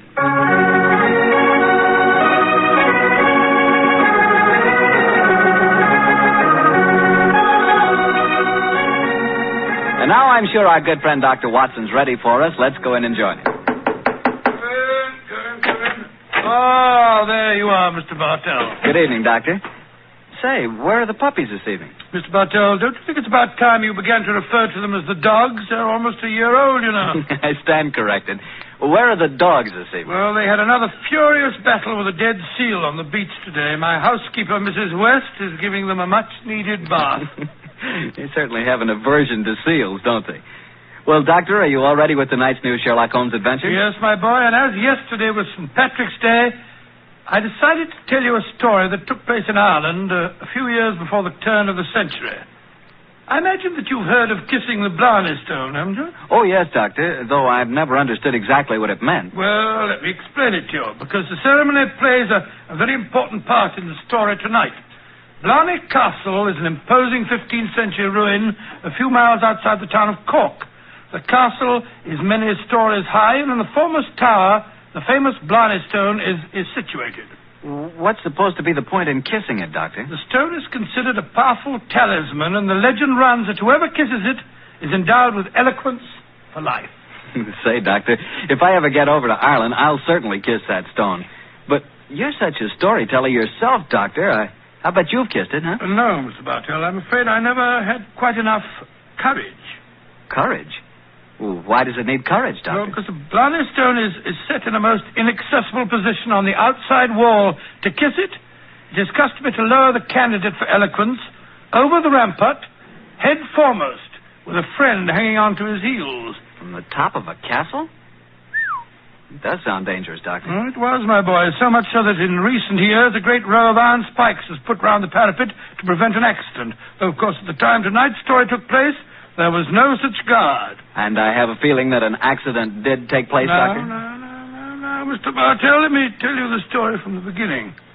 Sherlock Holmes and I were staying in the city of Cork, where the great man had just solved the singular affair which the local press had referred to as the Leprechaun Murders. A few days before our departure for England, we paid a visit to Blarney Castle. I must confess that I had a certain desire to test the miraculous powers attributed to the Blarney Stone. I very soon changed my mind, however, as Holmes and I stood there, high on the turrets of Blarney Castle, and watched the terrified initiate being hauled up by his ankles and yelling at the top of his voice. Pull me up! Pull me up quickly. I think I'm going to faint. Great Scott, I had no idea that kissing the blind stone was such a hazardous proceeding, huh? Yes. It would seem that eloquence could be more easily obtained than by hanging suspended by one's ankles from a battlement with 100-foot drop below and kissing a piece of stone. Oh, I'll never do that again. Oh, I'll never. I must say, I don't blame the fuller. And yet, my dear chap, on our way over here, you expressed a sneaking desire to kiss the stone yourself. I'll be very happy to hold your ankles if you want to try the experiment. No, thank you. After witnessing the ceremony, I've changed my mind. Then I suggest we make our way back downstairs. I don't think there's much more to be seen up here. Well, by the way, Holmes, do you know the origin of the superstition regarding the Blarney Stone? Yes, I do, old chap. The stone was, the story of the stone dates back to the middle of the 15th century. A certain Cormac McCarthy, called the Strong, a descendant of the ancient kings of Munster and builder of this castle, chanced one day to save an old woman from drowning. In her gratitude, she offered Cormac a golden tongue, which would have the power to influence men and women, friends and foes, as he willed. She told him to mount the battlement, kiss a certain stone in the wall 5 feet below the gallery running round the top. He followed her directions and obtained all the fluent persuasiveness she had promised. And I suppose the story spread, and the Blarney Stone has been a magnet to pilgrims ever since. Yeah, a pleasant legend. Holmes. Yes, old chap? Tomorrow's St. Patrick's Day. I bet there'll be quite a bit of excitement in the village tonight. Don't you think it'd be rather fun to pay a visit to one of the local inns? Splendid idea, old chap. Our rather arduous work here in Ireland is concluded, and I think we're more than entitled to a little gaiety.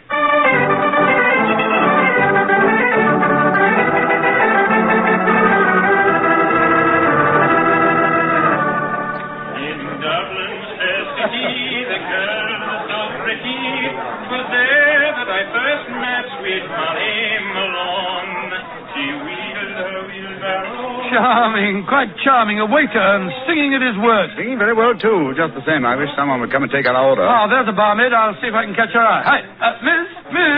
Would you gentlemen be after wanting something? Yes, my dear. My friend and I would like a little refreshment. And what would you suggest? What would I suggest, Your Honor? Oh, begorra. There's but one drink a gentleman like yourself should be after pouring down you. And that's the cream of Connemara. Whiskey that'll soften your heart and make you glow with a good feeling so that the little people will be after visiting you. It sounds delightful. Bring 2 glasses, will you? Yes, Your Honor. Yes, Your Honor. I must say I never heard an English barmaid go into such rhapsodies over a nip of whiskey. No, the Irish are distinctly more colourful in their speech. It's an interesting fact, though, Watson, that the Irish are curiously unrewarding in the criminal world. England, Scotland, America, Australia have all produced classics of crime, but the Irish murders, almost without exception, have been purely physical, affairs of hot blood. You say that rather regretfully, Holmes. No, my dear chap, no. I say, Watson, look at this rather florid-looking gentleman coming towards our table. It looks to me as if he's a little under the weather. You fellas have got to have a drink with me. Oh, thank you, sir, thank you, but we've just ordered one. Well, you've got to have it with me. I went to the races at Cork today and made a killing. I'm going to buy all the drinks here tonight. I'm afraid that... Nothing to be afraid of. I'll sit down with you for a moment. My name's Hankin, Geoffrey Hankin. What's yours? Mine is Holmes, and this is my friend, Dr. Watson. How do you do, sir? How do you do? Your Honors, that'll be 1 and 6. Here, I'm paying for these. Here. Half a crown, and you can keep the change. Oh, blessings on you, Your Honor. Oh, well, if you insist on paying for our drinks, Mr. Hankin, here's your very good health. Yes, indeed. You're both English, aren't you? Yes, sir. So am I, and it's certainly a relief to hear an English voice again. Oh, you don't like the Irish lilt, sir? Can't bear it. Personally, I find it rather charming. Yes, indeed, so do I. Well, you wouldn't if you had to live with it all the time. Sometimes I think that if I hear one more Irish tenor singing Molly Malone, or one more reference to the little people, I shall go raving mad. You live in Ireland, sir? Yeah, I have to. I own a half interest in the Tweed mill here, you see. In any case, my wife's Irish, and she thinks there's no other country in the world, so I suppose I'm stuck here. See that couple sitting at the table over there? You mean the fellow with the very beautiful girl? Yes. The man's Michael Corcoran, my partner. Oh, the girl's absolutely ravishing. You'd like to meet her? I'd like to, by George, yes. What do you say, Holmes? Oh, very well, Watson. The combination of my natural curiosity and your taste for a pretty face would seem to suit the occasion admirably. I might as well warn you, Doctor, that the pretty face belongs to my wife. Your wife? Oh, good gracious me. I'm very sorry. I didn't mean to... Oh, well, you better bring your glasses with you.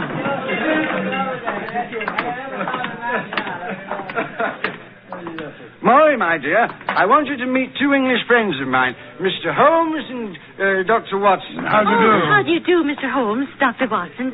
Won't you sit down and join us? And this is my partner, Michael Corcoran. How do you do, Mr. Corcoran? How do you do, sir? I'm glad to meet you. Please be seated, gentlemen. Are you visiting here in Cork, Mr. Yes, Holmes? Mrs. Hankin, but we're returning to England in a few days. You've been to Blarney Castle, I hope. Oh, yes, we were there this afternoon. And did either of you have the courage to kiss the Blarney Stone? No, we didn't. I'm afraid it's an athletic feat that's beyond me. It's a lot of rubbish, that's what it is. Kissing a slab of stone. Have you the courage to do it, Geoffrey? Oh, of course I have, but I don't want to make a fool of myself. Where's the barmaid?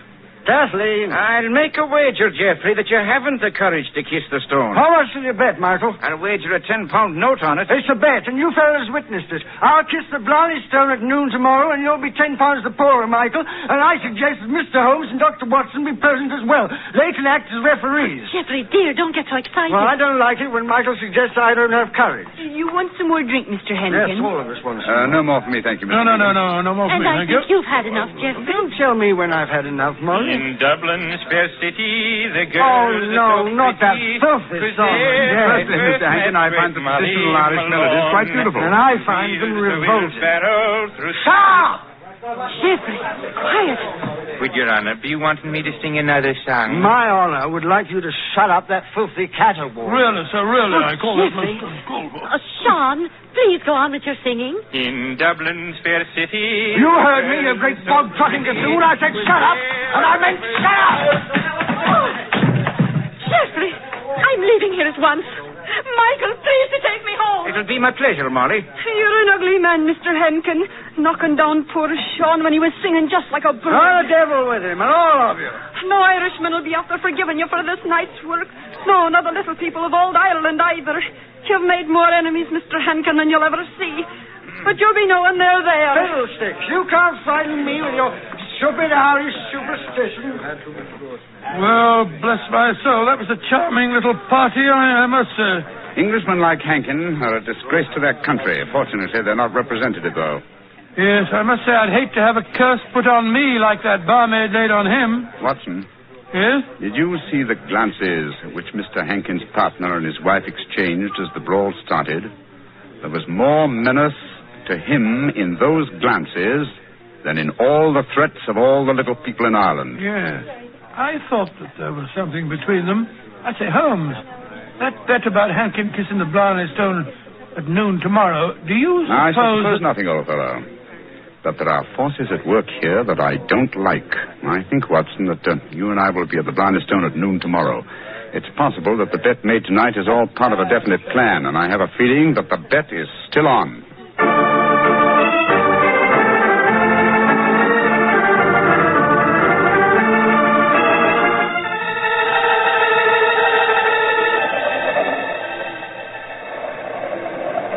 It's quite windy up here today, old fellow, at the top of the tower, isn't it? Yes, it's just past noon. I wonder if that man Hankin is going to keep to the terms of his bet. We shall soon learn. In the meanwhile, are you sure that you wouldn't like to change your mind and kiss the Blarney Stone yourself? I'm quite sure, thank you. Ah, here they come now. Yes. Hankin and his partner, Mr. Corcoran. The bet is on, Watson. Good day to you, gentlemen. Oh, hello. It's my friends from last night. Well, I see you're going through with the bet, son. Oh, yes. Geoffrey set his mind on the £10 of mine. Your wife didn't accompany you, Mr. Hankin? No, she didn't. I'm afraid I'm rather in disgrace for my behavior last night. Molly made me go round and see that waiter fellow that I hit. I offered him money, but he wouldn't take it. Did you offer him an apology? Apologize? To a waiter? I should say not. Well, come on, let's get this stupid farce over with. Are you sure your nerves can stand it, Geoffrey? There's a drop of 100 feet or more below you. Oh, don't worry about me, Michael. Just hold on to my ankles tightly and don't let go. I'll climb onto the parapet. There we are. Now hold on to my feet, Michael, and lower me gently. I'm holding you, Geoffrey. Then lower away. Right you are, Geoffrey. Great Scott, I wouldn't do that for £100. Sliding head first down a vertical wall. That's enough, Michael. I can reach the stone. Oh, his boots! They're slipping through my fingers. I can't hold it. Let me help you. I'm slipping. Pull me. Hold on to him. Hold on to him. Oh, he's gone. I just couldn't hold him. Great heavens. No man could survive that drop. Mr. Corcoran, you deliberately let your partner slip to his death. This is murder. But I don't understand. I'm a strong man. But he just vanished out of my hands like a greased pig. Let me see your hands, Mr. Corcoran. This is dreadful. Dreadful. There's grease on your hands. Grease. And with a faint trace of boot blacking. Good Lord, Holmes, that means that... Watson, that someone, knowing that Hankin was going to kiss the Blarney Stone, smeared his boots with grease so that he would slip out of the grasp of whoever was holding him. As clever a method of indirect long-distance murder as ever I've encountered.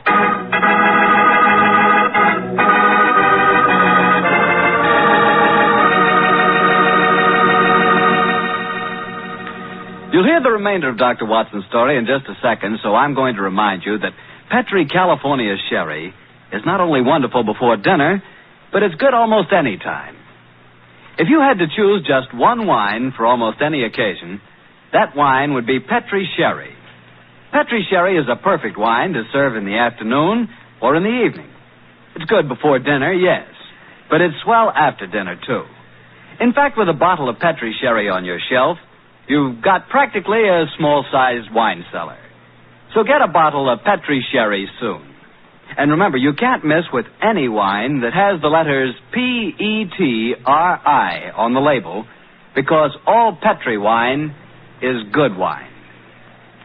Well, Dr. Watson, this is quite a story you're telling us tonight. What happened next? I suppose you went down into the castle grounds and looked for the dead man's body? Well, we tried to, Mr. Bartell, but the authorities were curiously uncooperative. They refused to let us search, insisting that the police be called first. And so, Mr. Bartell, half an hour after the tragedy, Holmes and I found ourselves standing in a tiny police station as we told the story to the local sergeant. Sure, the saints be praised, Mr. Holmes. 'Tis a terrible story you've told me. Tomorrow I'll be after arresting Sean O'Flaherty. Sean O'Flaherty? He's the waiter at the inn, the one who sings. That he is, and he sings like a breath of spring.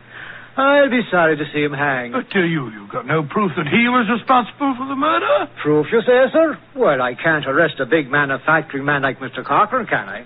Or a fine lady like Mrs. Hankin. But you can't arrest a man without any evidence of guilt. Oh, I can't I? Then supposing I tell you that Sean O'Flaherty cleans the boots at the hotel where Mr. Hankin was staying. He does, eh? Then he had the perfect opportunity for the greasing of Hankin's boots this morning. And we know he had a motive for harming him. You're right, sir. And for what I have heard of the dead man's behavior last night, half a dozen people could have heard him make the bet that he'd kiss the Blarney Stone today. Sean O'Flaherty's our man. I'll have to arrest him tomorrow. Tomorrow? But good heavens, man, aren't you going to do something today? A murderer's at large. Today is blessed St. Patrick's Day. Oh, I should let the poor fellow have the day in peace. Oh, he won't run away. My dear son, will you come back with me to the castle and search for the body? They refuse to let me do it alone. On St. Patrick's Day? That I will not. We would need a crew of helpers, and where will I be after getting them on the blessed St. Patrick's Day? No, we'll do that tomorrow, too. No, today's a day for celebrating. Oh, your methods astound me, Sergeant. Do they now, sir? Don't be after fretting about me. Just enjoy yourself today. Tomorrow we'll see what can be done about it. Well, good day to you, gentlemen. Oh, bless my soul. I've never seen such a happy-go-lucky policeman in my life. It's infuriating. If only I were allowed to examine Hankin's body, I could get to the bottom of this. Well, what are you going to do now, Holmes? The police won't help us. Then we must take the law into our own hands. I think we'll start off by going to the hotel and seeing what we can find out from Sean O'Flaherty.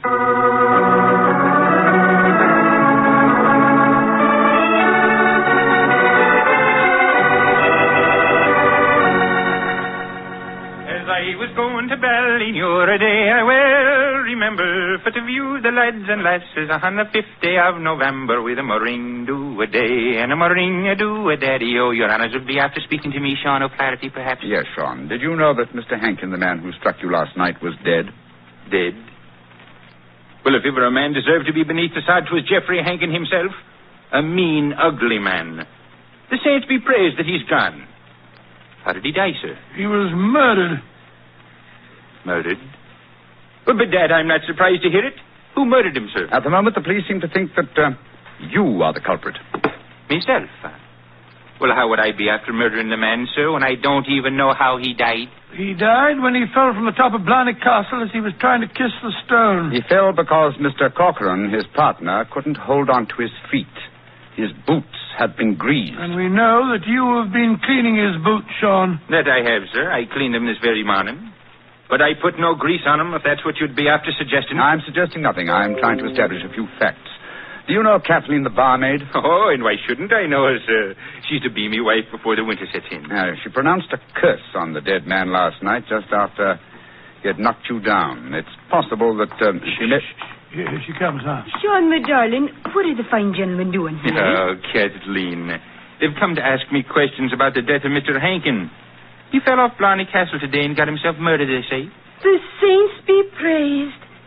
But what has that to do with you, my darling? Well, the gentlemen tell me that the village police think that I might have greased his boots so that he slipped to his death. The village police is as stupid as my father's big sow. If Mr. Hankin fell to his death today because his boots were greased, I can tell you who did it. Indeed, who? The little people. I warned Mr. Hankin last night that the little people would be after him. He insulted the Irish. Oh, come, my dear. You don't seriously expect us to believe in the little people? And why not, Your Honor? We have them here. There are those who say the fairies all be dead, but I know different. I've seen them. When I was a slip of a girl, close to where I lived, there was a rat. That's a fort, you know. And the rat was a fairy's fort. We never dare touch it with a spade or cut down a tree growing on it or carry away a stone. We'd put our ear to the ground at night and we could hear the fairy music rising up from under the ground. Ah, they're gentle people. Most of the time. But they'd grease the boots of a man like Mr. Hankin if they didn't like them. That they would, Your Honor. Holmes, I'm certain that we're wasting our time here. I feel so, Watson. You get the whole thing turned on the greasing of those boots. If only I could have the boots in my hands. If only I could make laboratory tests. But until that dolt of a police... But of course! I have it, Watson. You have what, Holmes? The answer, I hope. Get hold of Mrs. Hankin and Mr. Corcoran. Have them meet me in the Blarney Stone Tower in half an hour. And you, where are you going? To the police station to try and convince the sergeant that even though it's St. Patrick's Day, it's his duty to help me trap a murderer.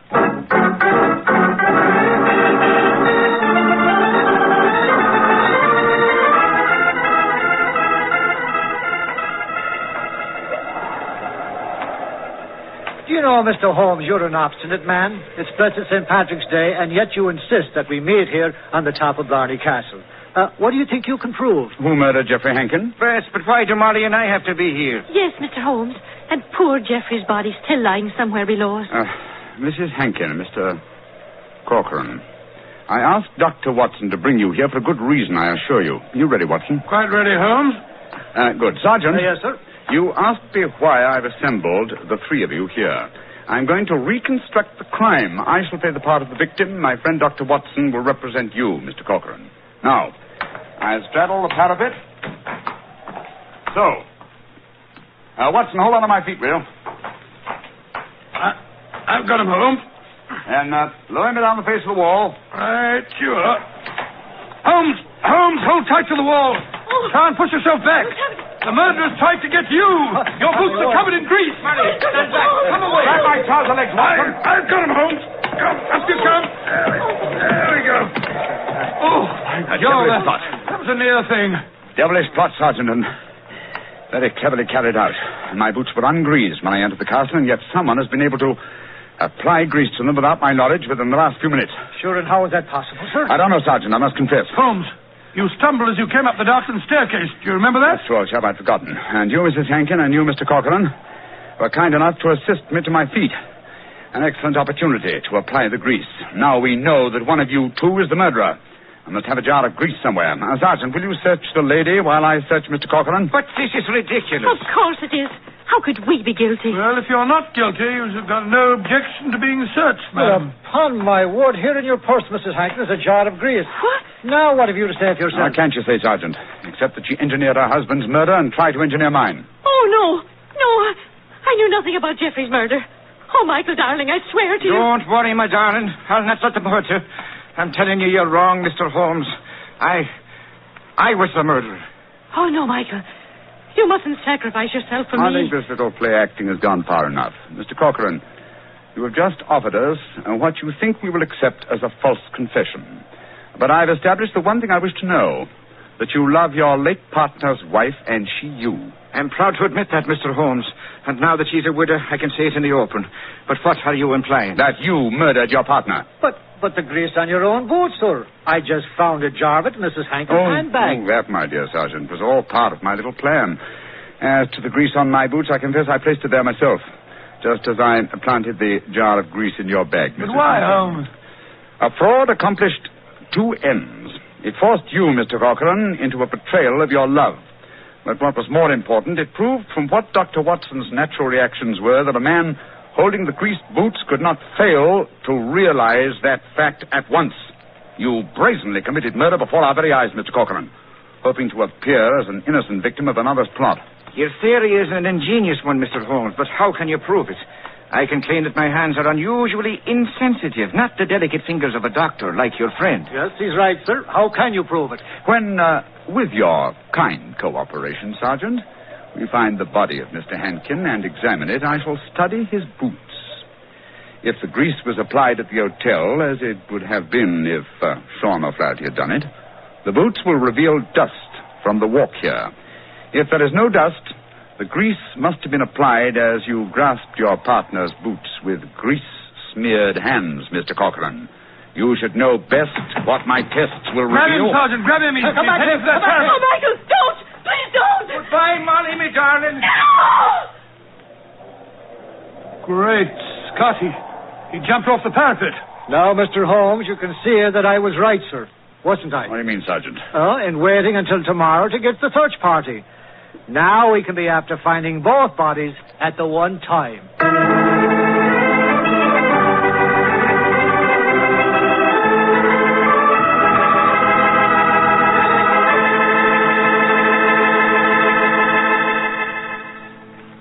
Well, Doctor, that was